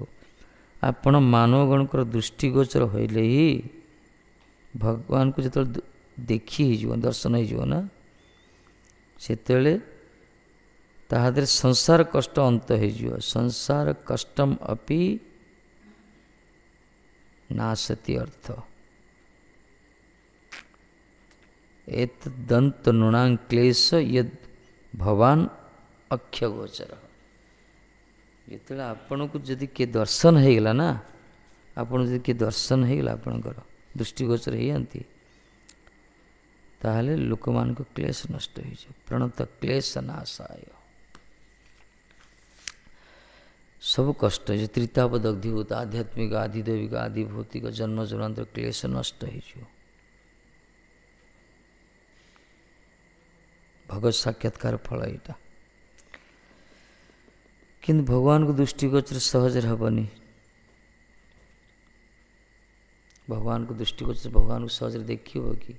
ଏ ଚକ୍ଷୁର ସାମର୍ଥ୍ୟ ନାହିଁ। ଭଗବାନଙ୍କୁ ଦର୍ଶନ କଲେ ଦୁଃଖ ଦୂର ହେଇଯିବ, କିନ୍ତୁ ଭଗବାନଙ୍କୁ ଦର୍ଶନଟା ବି ସହଜଲଭ୍ୟ ନୁହେଁ। ସେଥିପାଇଁ ଆମ ଦୃଷ୍ଟିକୋଣକୁ ବଦଳାଇବା ଦରକାର, ପରିବର୍ତ୍ତନ କରିବା ଦରକାର। ଦୃଷ୍ଟିଭଙ୍ଗୀକି ଚିନ୍ମୟ କରିବା ଦରକାର, ଆକୁ ଭଜନ କୀର୍ତ୍ତନ ସାଧନ ଦ୍ୱାରା। ନେତା ସହିତ ପଚାରୁଛନ୍ତି, ଆପଣ ପ୍ରୀତିର ପାଇଁ ଆମେ କ'ଣ କରିବୁ, ଆପଣ ଶିକ୍ଷା ଦିଅନ୍ତୁ। ଆଜିକାଲି ଯେଉଁ ଫୋନ୍ କଲେ କହୁନାହାନ୍ତି କି କମ୍ପାନୀ ଯାକ, good morning sir, how can I serve you. କେମିତି ଆମେ ସେବା କରିବୁ ଆପଣଙ୍କର? ହେଲା ଗୋଟେ ଫର୍ମାଲିଟି ଗୋଟେ ମେଣ୍ଟେନ୍ ହେଇଗଲା। ପ୍ରାୟ କମ୍ପାନୀ କହୁଛନ୍ତି ନା, ଫ୍ଲାଇଟ୍ ଏରୋଡ୍ରୋମ୍ ଫରୱାର୍ଡ଼ ଯେଉଁଠି ଫୋନ୍ କରୁ ସବୁ କହୁଛନ୍ତି ଆଜିକାଲି। ହାଉ କ୍ୟାନ୍ ଆଇ ସର୍ଭ, ଆପଣ କେମିତି ସବୁ, ବିଶେଷ କରି ହୋଟେଲ ଯାକ କରନ୍ତି, ହୋଟେଲ ବ୍ୟବସାୟରେ ବେଶୀ ଏଇଟା ହୁଏ। ହୋଟେଲ ଯାକ ଫୋନ୍ କରି ନା, 5 ଷ୍ଟାର୍ ଯେତେ ବଡ଼ ହୋଟେଲ, ସେମାନେ ଏଇଟା ପ୍ରାୟ କହିବେ। ବଡ଼ ବଡ଼ କମ୍ପାନୀ, ପ୍ରାଇଭେଟ୍ କମ୍ପାନୀ ଯା। କିନ୍ତୁ ଏ ଭକ୍ତର ଭାଷା ଇଏ, ହେ ପ୍ରଭୁ ଆପଣ ଏମାନଙ୍କୁ, ଆପଣ କ'ଣ କଲେ ଆପଣ ପ୍ରସନ୍ନ ହେବେ, ସେଇଟା ମୁଁ ଜାଣିପାରୁନି, ଆପଣ କୁହନ୍ତୁ। ଭଗବାନଙ୍କ ପ୍ରସନ୍ନତା ଦରକାର ନା। ଭଗବାନ ପ୍ରସନ୍ନ ଯଦି ହେଇଗଲେ, ଯସ୍ମିନ୍ ତୁଷ୍ଟେ ଜଗତ୍ ତୁଷ୍ଟି, ଆଉ କିଛି ଆବଶ୍ୟକ ନାହିଁ। କିନ୍ତୁ ସେ କେମିତି ପ୍ରସନ୍ନ ହେବେ, ତାଙ୍କରି ପାଖକୁ ଶିକ୍ଷା ଦରକାର। କିନ୍ତୁ ମୂର୍ଖ ଲୋକ ଯେଉଁମାନେ ଅହଙ୍କାରରେ ଭଜନ କରୁଛନ୍ତି, ଘମଣ୍ଡି ଭଜନ ଜମାନ, ସେମାନେ ଭଗବାନଙ୍କର ନିର୍ଦ୍ଦେଶକୁ ମାନିବା ପାଇଁ ପ୍ରସ୍ତୁତ ନାହାନ୍ତି। ନିଜର କପଳ କଳ୍ପିତ ସେମାନେ ପୂଜା ଆରାଧନା କରନ୍ତି। ରାଜସିକ ଭକ୍ତି ଯଜ୍ଞ କୁହାଗଲା, ତପସ୍ୟା। ମାନେ ଜବରଦସ୍ତ ଭଗବାନଙ୍କ ପ୍ରସନ୍ନତା ଦେଖିଲେ ହେବ ନା, ଜବରଦସ୍ତି କଲେ ହେବ ନା? ଆମ ଇଚ୍ଛା ଅନୁସାରେ ସେ ଚାଲିବେ ନା, ତାଙ୍କ ଇଚ୍ଛାରେ ଆମେ ଚାଲିବା ଦରକାର। ଏମିତି ହୁଏ। ଗୋଟେ ଲୋକ ଆସୁଛନ୍ତି, କହୁଛନ୍ତି ଟିକେ ଖୋଲିଦିଅ, ଦେଖିଦେବୁ ଠାକୁରଙ୍କୁ। ଠାକୁର ଶୋଇପଡ଼େ, ଟିକେ ଖୋଲିଦେଉ ନା ଭାଇ। ମାନେ ଲୋକ ଜାଗାରେ ସବୁ ମାନେ କ'ଣ କହିବା, ମାନେ ଠାକୁର ତମ ପାଇଁ ଅପେକ୍ଷା କରୁଛନ୍ତି ନା କ'ଣ? ଦୋକାନ ଘର ଦେଖିଲ ନା କ'ଣ? ଟିକେ ଖୋଲିଦିଅ ବୋଲି। ତାଙ୍କ ନିୟମରେ ଆମକୁ ଚାଲିବାକୁ ପଡ଼ିବ, ତାଙ୍କ ନିୟମ। କିନ୍ତୁ ଆମ ନିୟମରେ ସେ ଚାଲିବେନି।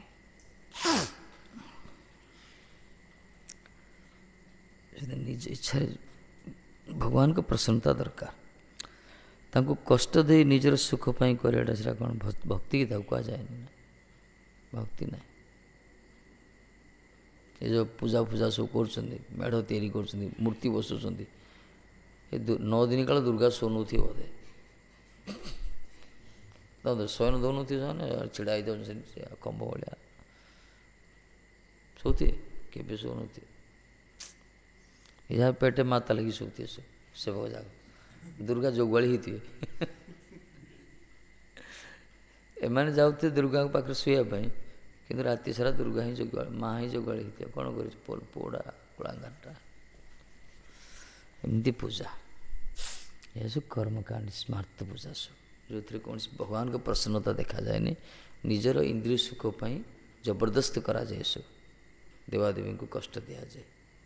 ଭଗବତ ପୂଜା ସେମିତି ବୈଷ୍ଣବ ଧର୍ମର ପୂଜାର ପରିପାଟି ଏମିତି ନୁହେଁ। ତାଙ୍କରି ପ୍ରସନ୍ନତା ହିଁ ଆମର ପ୍ରସନ୍ନତା। ବୋଲେ ଆମକୁ ଦୁଃଖ ଯତ ତୁମାରି ସେବାଏ ଦୁଃଖ ଯତ ସେ ତ ପରମ ସୁଖ। ଭଗବାନଙ୍କ ସେବାରେ ଯେତେ କଷ୍ଟ ସ୍ୱୀକାର କରିବା ସେଇଟା ହିଁ ସୁଖ କୁହାଗଲା। ସେବା ସୁଖ ଦୁଃଖ ପରମ ସମ୍ପଦ ନାଶ ଅବିଦ୍ୟା ଦୁଃଖ। ଭଗବାନଙ୍କ ସେବା କରି ସେଇଟା ହିଁ ସୁଖ, ସେଇଟା ଆମ ପାଇଁ ଦୁଃଖ। ଦୁଃଖ ହିଁ ସୁଖ। ନିଜ ସୁଖ ଅନୁସାରେ କରିବା ଠିକ୍ ନୁହେଁ।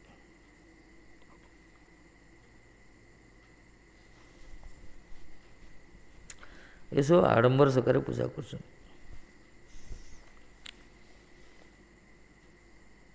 ଅଛନ୍ତି ନା ଜଣେ ଜଣେ ମାତା ଏ ଘରେ ଅଛନ୍ତି, ଜଗନ୍ନାଥ ରଖିଛନ୍ତି ଆପଣଙ୍କର, ନିଜେ ଚିକେନ୍ ଫିକେନ୍ କରି ଖାଉଥିବେ, ଜଗନ୍ନାଥକୁ ଭୋଗ ଟିକେ ଦେଉନାହାନ୍ତି। କାହିଁକି ରଖିଛ ଭାଇ? ଠିକ୍ ନୁହେଁ ନା। ଏସବୁ ବହୁତ ପ୍ରାୟ ଲୋକ ଏମିତି ରଖୁଛନ୍ତି। ଆହୁରି କାଳେ ବାସନରେ ବାଜିବ ବୋଲି ସେ ଷ୍ଟୋଭ୍ ଗୁଡ଼ାକି ଗ୍ୟାସ୍ ଷ୍ଟୋଭ୍ ପଛପଟେ ଧରି ପଡ଼ିଛି ରୋଷେଇ କରି। ଠାକୁର ଅଛନ୍ତି ସାମ୍ନାରେ। ଏମିତି ଲୋକଙ୍କର ବିଗ୍ରହ ରଖିଛ ମାନେ ବିଗ୍ରହଙ୍କର ସେବା ସେମିତି ହେବା ଦରକାର, କଲେ କୃପାଟା ମିଳିବ, ନହେଲେ ଅପରାଧୀ ହୁଏ। ଏଥିପାଇଁ ନେଉଛି ଆଲେଖ ରଖି ବ୍ୟବସ୍ଥା କରିବ। ବିଗ୍ରହ ଆଜିକାଲି ବିଗ୍ରହ ରଖିଦେଉଛନ୍ତି ସବୁ, ଯେତେବେଳେ ଫୁର୍ସତ ମିଳିବ ଖୋଲିବେ ଟିକେ ଭୋଗ ଦେଇଦେବେ କାମ। ରଘୁନାଥ ଗୋସ୍ୱାମୀ ପରମ ବୈରାଗୀ ଥିଲେ। ପରମ ବୈରାଗୀ, ସେ ବୈରାଗ୍ୟର ଚରମ ନିଦର୍ଶନ ଦୃଷ୍ଟାନ୍ତ। ତାଙ୍କର ପାଷାଣ ରେଖା କୁହାଗଲା। ମହାପ୍ରଭୁ ଯେତେବେଳେ ତାଙ୍କୁ ଶାଳଗ୍ରାମ ଦେଲେ, ଗୋବର୍ଦ୍ଧନ ଶାଳଗ୍ରାମ, ସେ ପୂଜା କଲେ। ମହାପ୍ରଭୁ କହିଦେଲେ ଭାବରେ, ଖାଲି ଜଳ ତୁଳସୀ ମଞ୍ଜରେ ପୂଜା କରିବ, କହିଦେଲେ ମହାପ୍ରଭୁ ଭାବରେ। ଇଏ ସେମିତିଆ କଲେ, ଖାଲି ତୁଳସୀ ପତ୍ର ମଞ୍ଜୁରୀ ନେଇ ଆସିବାର, ଗଙ୍ଗା ଜଳରେ ଅର୍ଚ୍ଚନା ପୂଜା କରିବାର, ଆଉ କିଛି ଦେବାର ନାହିଁ। ସେତେବେଳେ ସ୍ୱରୂପ ଦାମୋଦର ଦିନ ଆସିକି କହିଲେ ହେ ବାତାସା ଟିକେ ଭୋଗ ଲଗା ହୁଏ, ଏମିତି କ'ଣ ଦିଆଯାଏ? ଶାଳଗ୍ରାମ ପୂଜା ଟିକେ ଭୋଗ ଲଗାଅ। ସେ କହିଥିଲେ ଭୋଗ ଲଗାଅ ବୋଲି। ମାନେ ବିଗ୍ରହ ସେବାଟା ସେମିତି କରାଯାଏ, ନିୟମ ଏଇଟା। ଆମେ ସେ ସ୍ଥିତିରେ ନାହୁଁ ମହାପ୍ରଭୁ ଭଳିଆ ଖାଲି ଜଳ ତୁଳସୀ ଦେଇକି ସନ୍ତୁଷ୍ଟ ହେଇଯିବା। ରଘୁନାଥ ଗୋସ୍ୱାମୀ ସଦୃଶ ଏତେ ବଡ଼ ମହାତ୍ମା, ବୈରାଗ୍ୟର ପରମ ଚରମ ଦୃଷ୍ଟାନ୍ତ, ତାଙ୍କୁ ବି ସ୍ୱରୂପ ଦାମୋଦର ତାଙ୍କରି ମାଧ୍ୟମରେ ଆମକୁ ଶିକ୍ଷା ଦେଲେ। ବିଗ୍ରହ ସେବାରେ ପୂର୍ଣ୍ଣତା, ସେ ପ୍ରକାର ସାମର୍ଥ୍ୟ ଅନୁସାରେ ତାଙ୍କୁ ସେବା କରିବା ଦରକାର। ସାମର୍ଥ୍ୟ ଅନୁସାରେ, ଯଦି ସମର୍ଥ ନାହିଁ ତାହେଲେ ଟିକେ ଟିକେ କର। ସାମର୍ଥ୍ୟ ଯଦି ଅଛି ପ୍ରଥମେ ଅଗ୍ରାଧିକାର ତାଙ୍କୁ ଦେବା ଦରକାର। ଏମିତି ହୁଏ।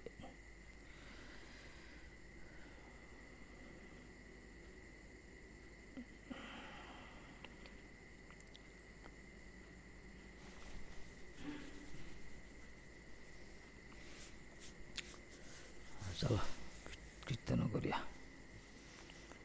କାଲିକି ପଢ଼ିବା।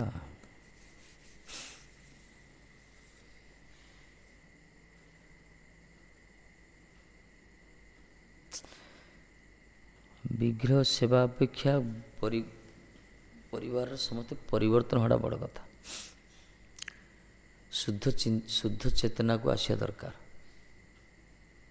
ତାପରେ ବିଗ୍ରହ ସେବାଟା ଆନନ୍ଦ ମିଳିବ। କିନ୍ତୁ ସଂସ୍କାର କିଛି ହେଉନି, ଚିତ୍ର ଶୁଦ୍ଧି କିଛି ହେଉନଥାଉଛି, ନିଜ କୁସଂସ୍କାରକୁ ନେଇକି ରହିଥାଉଛନ୍ତି। ଖାଲି ଗୋଟେ ଲୋକ ଦେଖା ନେବା ପାଇଁ ଗୋଟେ କରୁଛନ୍ତି, ସବୁ ଗୋଟେ ବିଗ୍ରହ ରଖିଦେଉଛନ୍ତି, କାଉଡ଼ି ନନାଟାକୁ ସେଟିଂ କରିଦେଉଛନ୍ତି ମାସକୁ କେତେ ପଇସା ଦେଇକରି।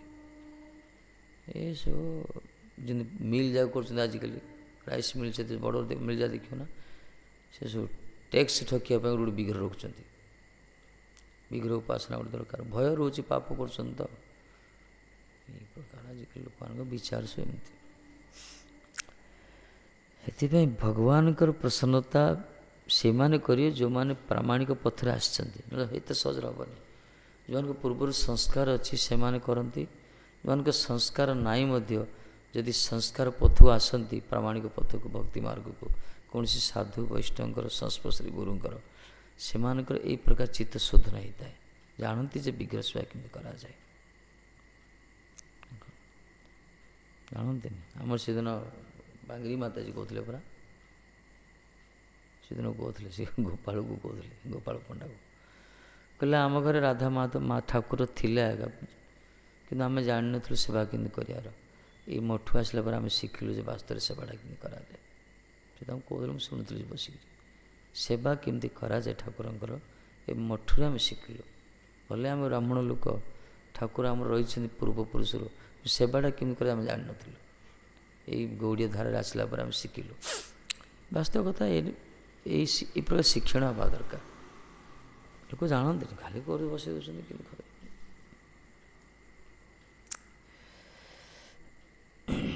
ସେମିତି ନୁହେଁ। ଦେଖୁଛ ପ୍ରତାପରୁଦ୍ର ଗଜପତି ନା, ପ୍ରତାପରୁଦ୍ର ନାହିଁ, ଗଜପତି ମହାରାଜ ପୂର୍ବର ଖାଲି ବାଁ ହାତଟା ଦେଖେଇଦେଲେ ମହାପ୍ରସାଦ ରଖିଦେବେ ବୋଲି କହିଲେ। ଶେଷରେ ଚିନ୍ତା କଲେ, ଆରେ ଆରେ କେତେ ଚଣ୍ଡାଳ, ମୁଁ ବାଁ ହାତରେ ଏଇଠି ରଖିଦେବେ ବୋଲି କହିଦେଲି, ଠିକ୍ ନୁହେଁ। ଏଇଟା ସମ୍ମାନ ଦେବା କଥା ଥିଲା ମହାପ୍ରସାଦକୁ, ସାକ୍ଷାତ ବ୍ରହ୍ମ ସିଏ। ସେଥିପାଇଁ ହାତଟାକୁ ସେ କାଟିଦେଲେ। ହାତ କାଟିବାକୁ ଗଲା ତାଙ୍କର, ମାନେ ଚିତ୍ତବୃତ୍ତି ଏତେ ବିକ୍ଷିପ୍ତ ହେଇଗଲା ତାଙ୍କର, ମୁଁ କ'ଣ ଅପରାଧ କଲି।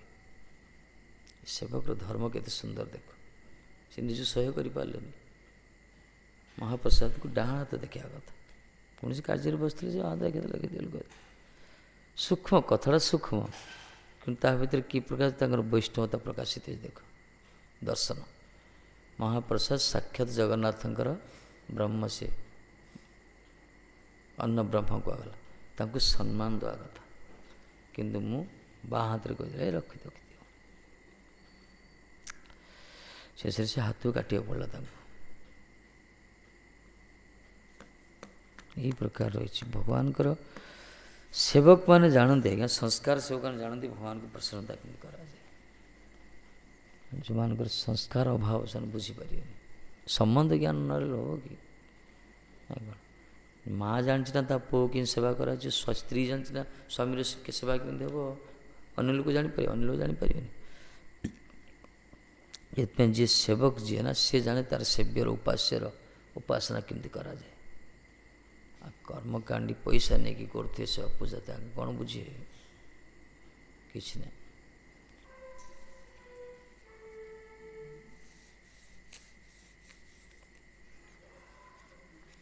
କୁଆଡ଼େ ଗଲେ ହେ?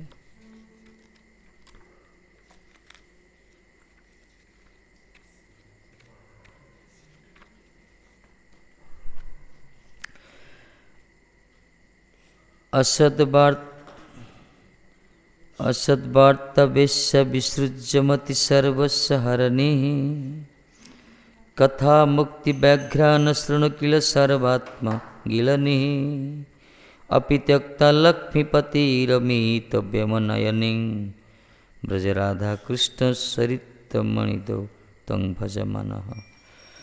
उपदेशामृत चतुर्थ श्लोक ये।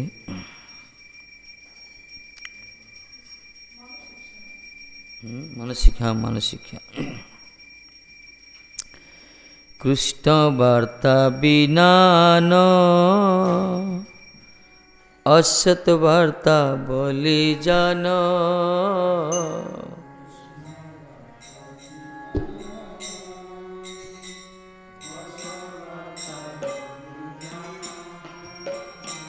कृष्ण वार्ता बिना न असत वार्ता बोली जान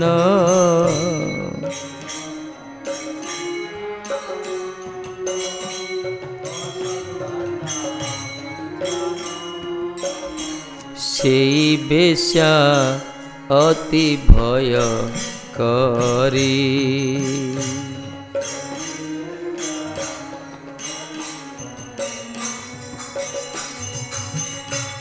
श्री कृष्ण विषय मति जीवेर दुर्लभती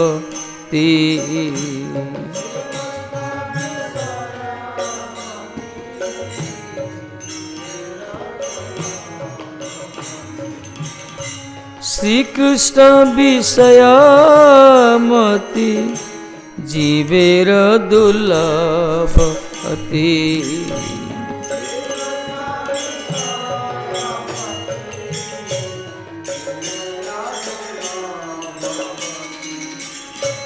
ସେଇ ବେଶା ମତି ଲୟ ହରି।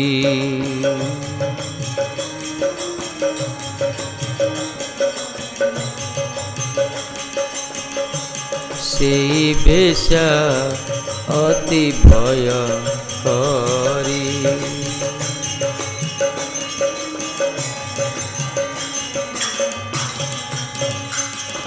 ଶୁଣ ମନ ବୋଲି ହେ ତୁମାୟ,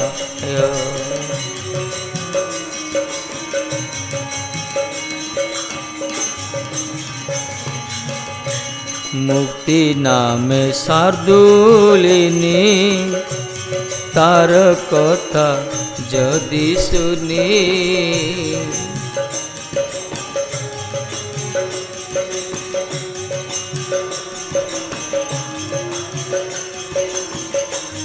ସର୍ବସମ୍ପତ୍ତି ଗିଲି ଖାୟ, ସର୍ବାତ୍ମ ସମ୍ପତ୍ତି ଗିଲି ଖାୟ।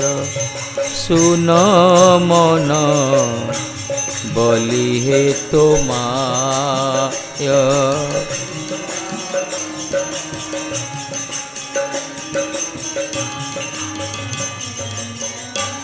ତଦୁଭୟ ତ୍ୟାଗ କର, ମୁକ୍ତି କଥା ପରିହାର।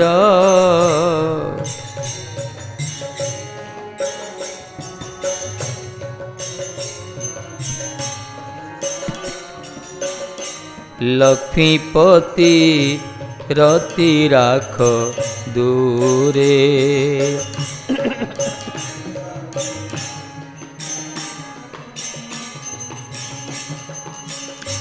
ସେ ରତି ପ୍ରବଳ ହଲେ, ପରବ୍ୟମେ ଦେୟ ହେଲେ।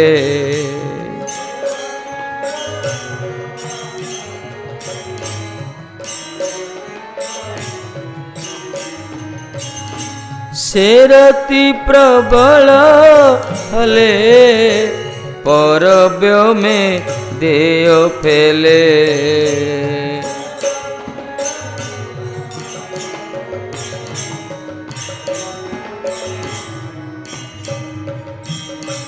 ନାହିଁ ଦେୟ ବାସ ବ୍ରଜ ପୁରେ,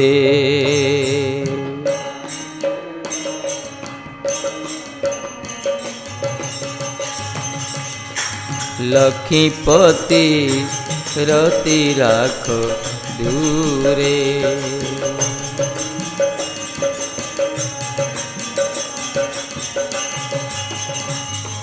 ବ୍ରଜେ ରାଧା କୃଷ୍ଣ ରତି ଅମୂଲ୍ୟ ଧନ ରତି, ବ୍ରଜେ ରାଧା କୃଷ୍ଣ ରତି ଅମୂଲ୍ୟ ଧନ ଧରତି। তাই তুমি ভজ চিরদিন,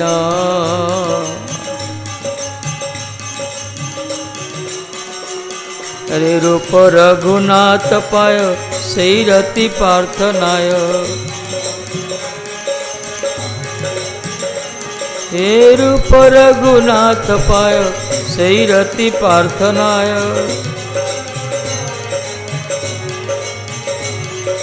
এ ভক্তি বিনোদ দীনহীন,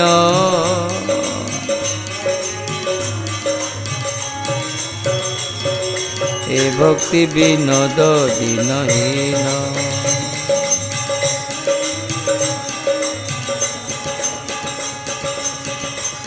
কৃষ্ণ বার্তা বিনা আন, অসৎ বার্তা বলি জান।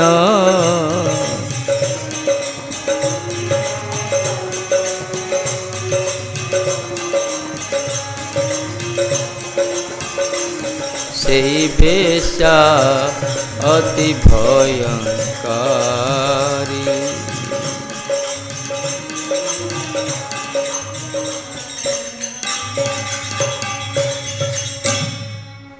ଶୁଭୁନି ନା ପାଳିଆ ଧରୁନ ନା କ'ଣ? ସବୁ ଧରୁନ, ପାଟି ବୋଲୁନ, ବୁଲିବା କଥା ନା। ଶୁଭୁନି? ହଁ ଆଉ ଡାକିଲେ କଲଣି ଯାଇକିରି ବନ୍ଦ କରିଦିଅ, ବସ କାହିଁ ବେକାର ବନ୍ଦ କରୁନ। କ'ଣ ହେଲା ମିଳିବ? ଗୀତଟା ଶୁଣି ଯଦି ଗାଇ ନେବାର କାହିଁକି ଲାଭଟା କ'ଣ? ଭଜନର ଶୁଖଡ଼ା ଦରକାର ନା ଗୋଟେ, ବନ୍ଦ କରିଦିଅ। ବେଶୀ ସାଉଣ୍ଡ କରୁନି, ସାଉଣ୍ଡ କମ୍ କରିବା, ଶୁଣିବା ଗାଇବା ଦରକାର। ଏସବୁ ଗୋସାଇଁମାନଙ୍କର କୀର୍ତ୍ତନ ଏସବୁ ଏସବୁ ପ୍ରହସନ ବେକାର। ସବୁ ସ୍ଲୋରେ ବଜେଇବ ଗାଇବା ଦରକାର।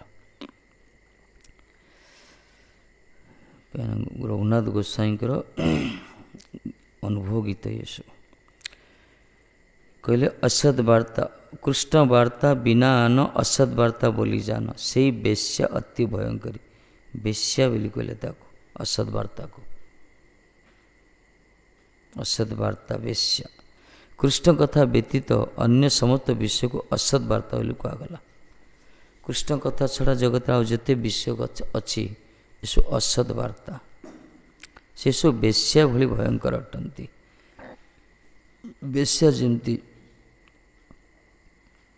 ଭୟଙ୍କର ନଷ୍ଟ କରେ ପୁରୁଷକୁ, ସେ ପ୍ରକାର ସାଧକମାନଙ୍କ ପାଇଁ, ଭକ୍ତମାନଙ୍କ ପାଇଁ ଏ ଅସତ୍ କଥା, ଅସତ୍ ବାର୍ତ୍ତା ବଡ଼ ଭୟଙ୍କର। କାହିଁକିନା ଶ୍ରୀକୃଷ୍ଣ ବିଷୟାମତି ଜୀବର ଦୁର୍ଲଭ ଅତି, ସେଇ ବେଶ୍ୟା ମତି ଲୟ ହରି। ଶ୍ରୀକୃଷ୍ଣଙ୍କ ବିଷୟରେ ମନୋନିବେଶ କରିବା ଜୀବ ପକ୍ଷରେ ସୁଦୁର୍ଲଭ ଅଟେ।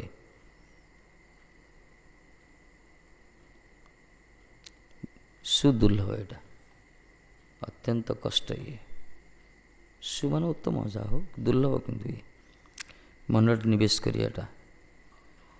ଯେପରି ବେଶ୍ୟା ଦ୍ୱାରା ବଶୀଭୂତ ବ୍ୟକ୍ତିର ବୁଦ୍ଧି ଭ୍ରଷ୍ଟ ହୋଇଯାଏ, ସେହିପରି ଅସତ୍ ବାର୍ତ୍ତା ମଧ୍ୟ ବିବେକକୁ ହରଣ କରିନିଏ। ଯେଉଁମାନଙ୍କର ମନ କୃଷ୍ଣ ଭଜନରେ ସବୁବେଳେ ରତ ଥାଏ, ସେମାନେ ଯଦି କିଛି ଦିନ ଅସତ୍ କଥାବାର୍ତ୍ତା କରିବେ, ଦେଖିବ କୃଷ୍ଣ ଭଜନ ତାଙ୍କୁ ଭଲ ଲାଗିବନି। ଆଉ ବସିଏ ଖାଲି ପ୍ରଦଳ୍ପ କଲେ ଭଲ ଲାଗିବ।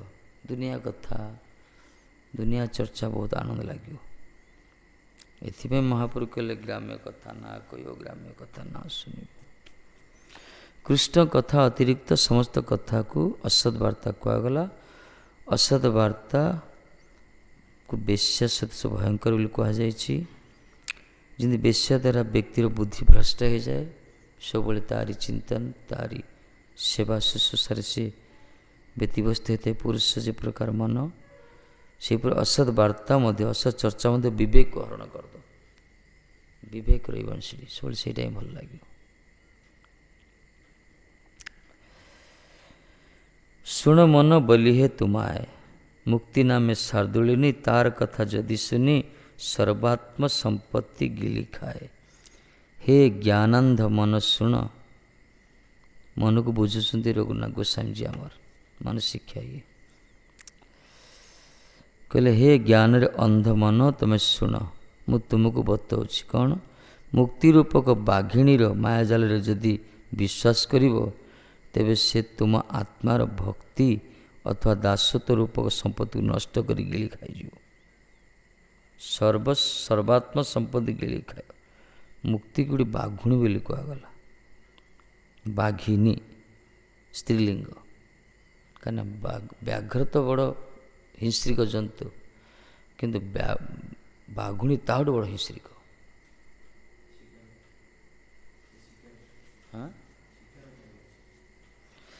ବେଶୀ ହିଂସ୍ରିକ ସିଏ। ଶିକାର ତ ବାଘ ବି କରେ, ବଡ଼ ହିଂସ୍ରିକ।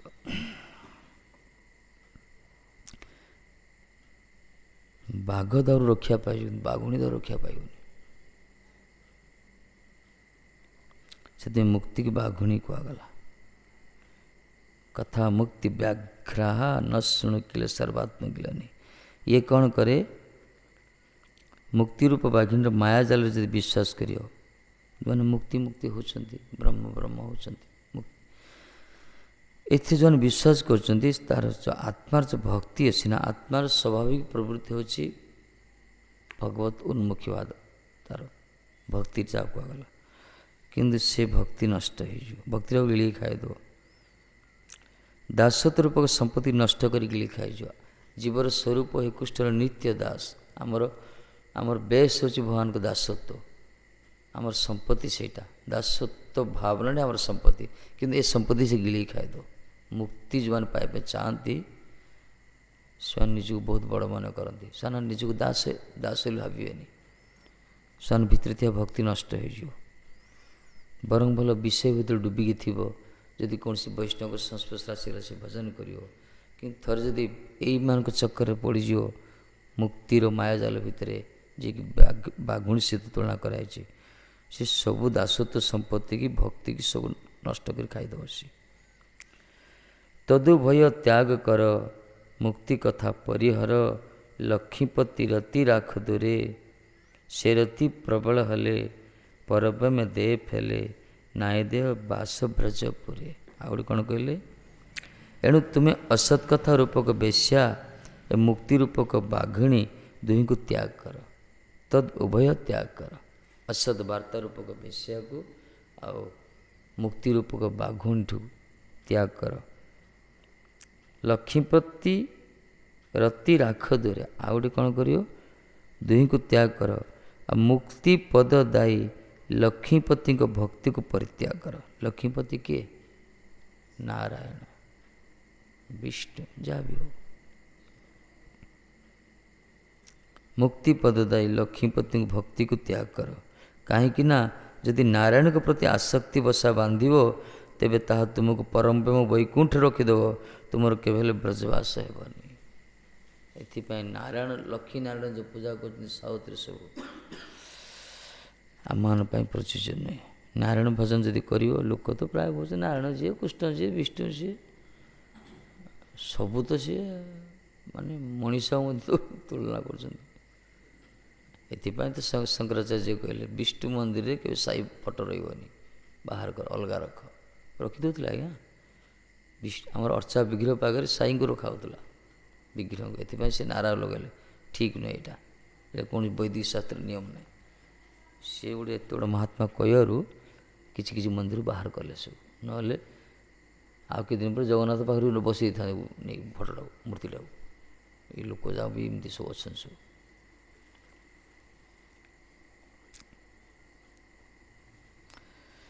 तेणुक जोड़ी नारायण भजन को मना करे आम मान कथा कौन आउ क्या पूजा करने कथा ये गोपी मैंने चतुर्भुज रूपधारी नारायण को मध्य प्रणाम करी आगू पलैले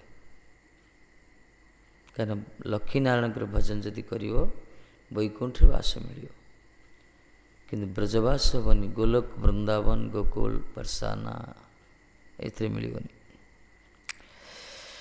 परब्रह्म वैकुंठ रही कहले से रति प्रबल हेले परब्रह्म देह फेले नाही देह बास ब्रजपुरे ऐश्चर्य भूमि की जीव ब्रजपुर वास हेनी ब्रजे राधाकृष्ण रति अमूल्य धनदपति राय ताई तुमी भज चिरदिन रूप रघुनाथ पाए से रति प्रार्थनाए ए भक्ति विनोद दिनहीन कहले रे मन ब्रजरे राधाकृष्णकर मूल्यातीत सेवा मूल्य अतीत सेवा तांकर मूल्य किसी ना राधाकृष्ण सेवा को किसी मूल्यांकन करा जाएनी जगत कौन सी वस्तु द्वारा से भगवत सेवाटा को तुलना करा जाएनी ब्रजरे राधाकृष्ण जो मूल्यातीत सेवा तांका प्रति प्रेम तुम्हें निरंतर साधन कर शिल भक्ति ठाकुर श्री रूप एवं रघुनाथ दास गोसाई चरण कमल रे यही शुद्ध प्रेमर प्रार्थना कर गोस्वामी जी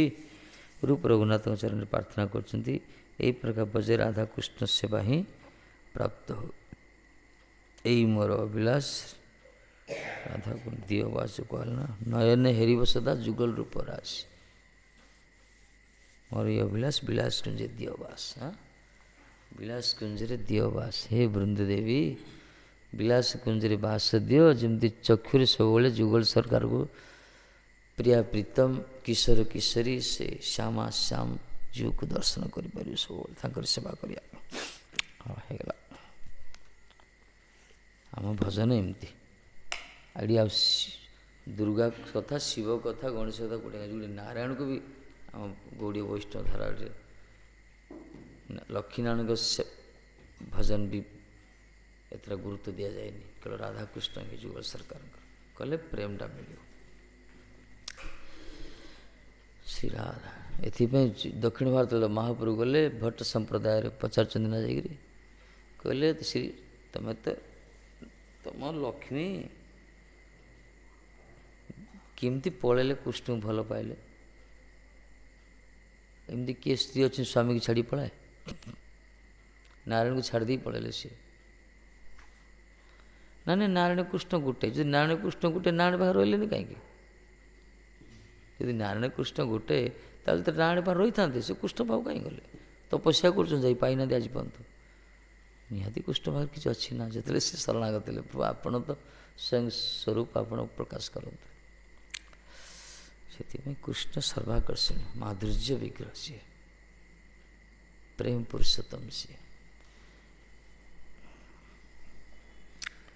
कृष्ण को सांग बोली कहीपर गाली कर नारायण गाली कर गोपी मैंने कृष्ण को गाली करते कृष्ण कहले वेदस्तुति होते आमार हरे मन कहले माने वेदर स्तुति कर तथा मो मन को किणी पार ना कि गोपी मान गाली द्वारा से मत भर्सना कर तथा मोर मन हरण हो प्रीति ये संबंध ये प्रकार रस कौन नारायण पाखे अच्छी संभव ना नारायण किए गाली कर मुंड कर ना कौन नृसिंह देव गाली कर जाकि अवस्था ढिला हो ना कौन ठाकुर कहीपर चलो सब नृसिंह भगवान भाई गाली कर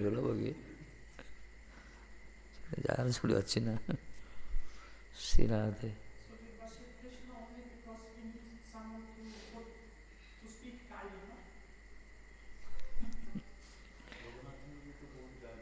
हाँ जगन्नाथ कृष्ण जय महाप्रभु जगन्नाथ गाली माने एमती अश्राव्य कथा नुहे म से गाली गोटे माधुर्य थाए माधुर्य गाली संबंध गाली से ना संबंध गाली प्रीतिर गाली माने प्रणय रस जाऊ कगला प्रीतिटा को और परिस्फुटन करने से गालीटा आवश्यक रसशास्त्र वर्णना है प्रणय रस बेले अभिमान सब गाली जी जाको प्रीति कर कहते ना गाली कर गालीटा गाली नुहे वर से अंतर्निहित भल लगे ठाकुर जी तो बेले बेले एमती लीला कर रगे गोपी गरम कर पूरा क्या मुखर गाली शुणा उद्देश्य से भल पाती सीटा ये रुक्मिणी आदि जो जाणी कले ना पढ़ुले सब जाणी शुणी से गरम करमती किसी कथा कहते अभिमान किसी माने वक्रोक्ति प्रकाश करेंगे व्यंगोक्ति करें कटुक्ति वाणी कहे से शुणा यहाँ रसिक मानक विचार रसिक जो थे ना से जाणी शुणी जन रगेदे से रागिक अभिमान तिल मिला है किसी गोटे कह बहुत भल लगे से ये जगत बेले देखा जाए कृष्ण एत रसराज से यही लीला से पूरा ओस्ताद से रसराज तो बंका कथा ही बंका बंका कथा भल लगे आम गाली करिया कहीं आम तो ठाकुर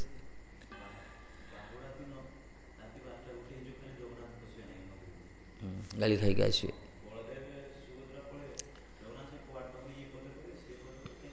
कौन करिए मंदिर मंदिर भितर तो किए किसी कहून तेणु बाहर आसिले कहे मंदिर भितर सब स्तुति कर ना बाहर आसुँच शुणा गाली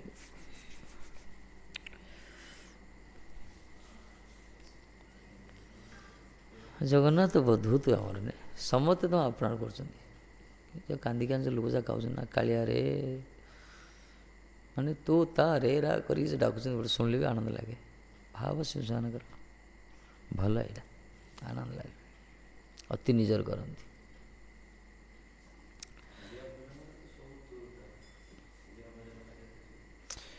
मैंने पैसा नहीं गाई अलग कथा भाव भल असुविधा किसी ना प्रीति जदि तू बोली ठाकुर कह असुविधा किसी महाप्रभु कूड़े आपण किए कहते कि तुम्हें बोली सब कहते संबंध रही आम इसलिए कहवानी आम भगवान को भगवान कह सम्मान दवा श्री राधे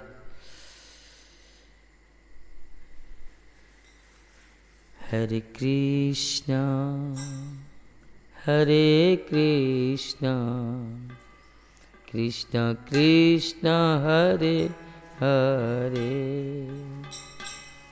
हरे राम हरे राम राम राम हरे हरे।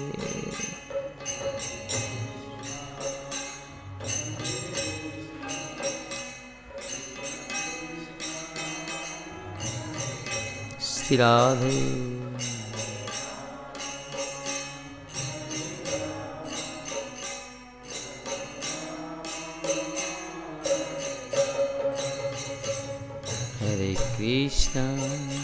हरे कृष्णा कृष्णा कृष्णा हरे हरे, हरे राम राम राम हरे हरे।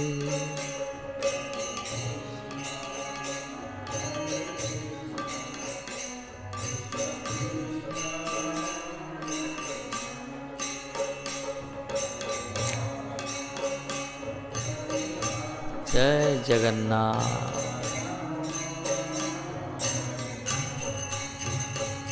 हरे कृष्णा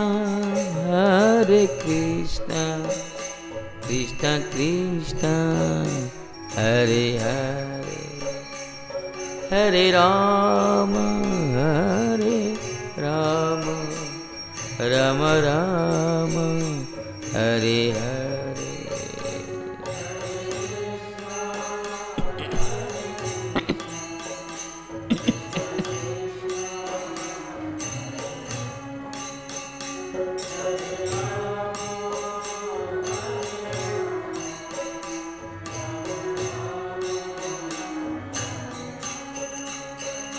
हरे कृष्णा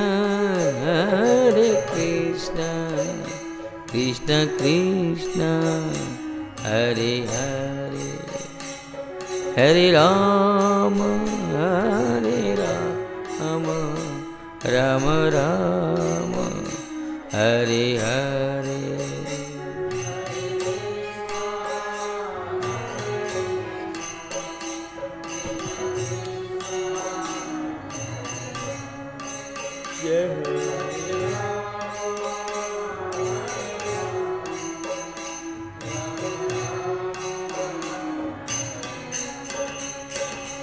हरे कृष्णा कृष्णा कृष्णा हरे हरे, हरे राम राम राम हरे हरे।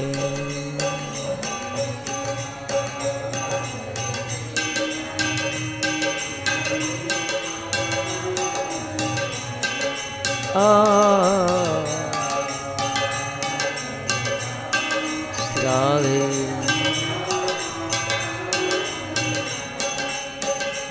हरे कृष्णा कृष्णा कृष्णा हरे हरे, हरे राम राम राम हरे हरे।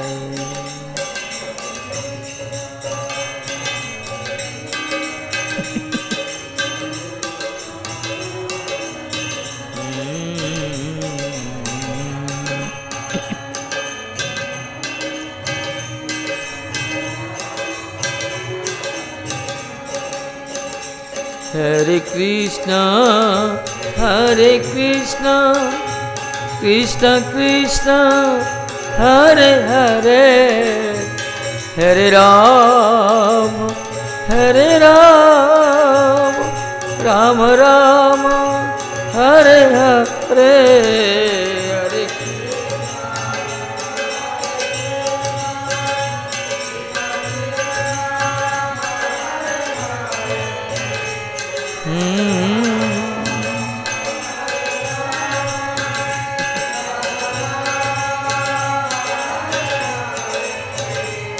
हरे Krishna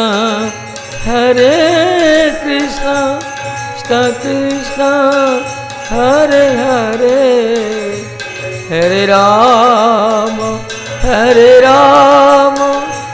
Ram Ram Hare Hare Hare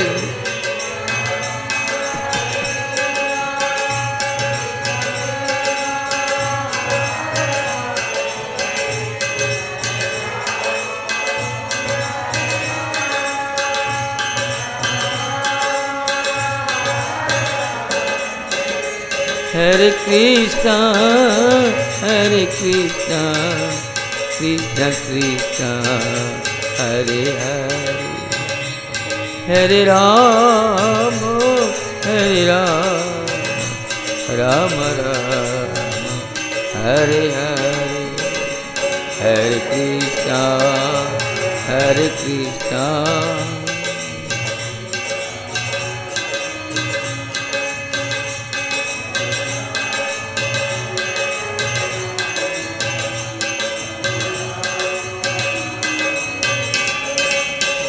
Hare Krishna, Hare Krishna, Krishna Krishna, Hare Hare, Hare Rama, Hare Rama, Rama Rama, Hare Hare.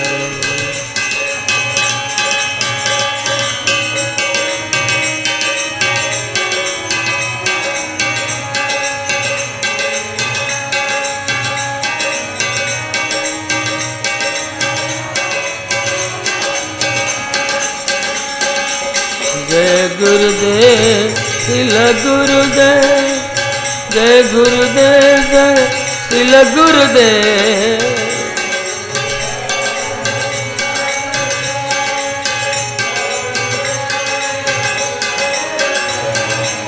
जय प्रभुपाद, श्रील प्रभुपाद, जय प्रभुपाद, श्रील प्रभुपाद।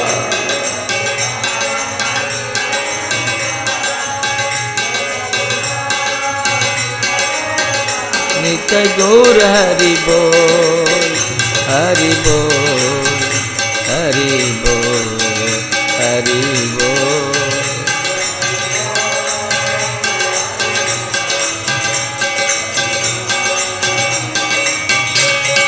गौर हरि बोल, हरि बोल, हरि बोल, हरि बोल।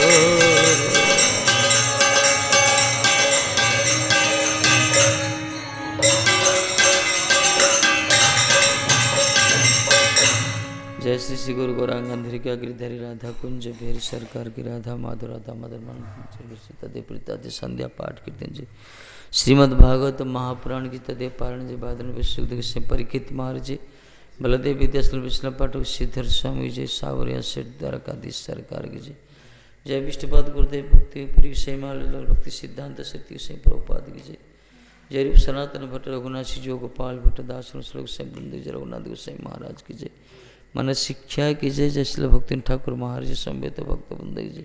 हरिनाम संकीर्तन नामाचार झलरदास ठाकुर की जय। जय श्री राधा रानी बरसाने वाली बरसाना धाम की जय। जय जय श्री राधे।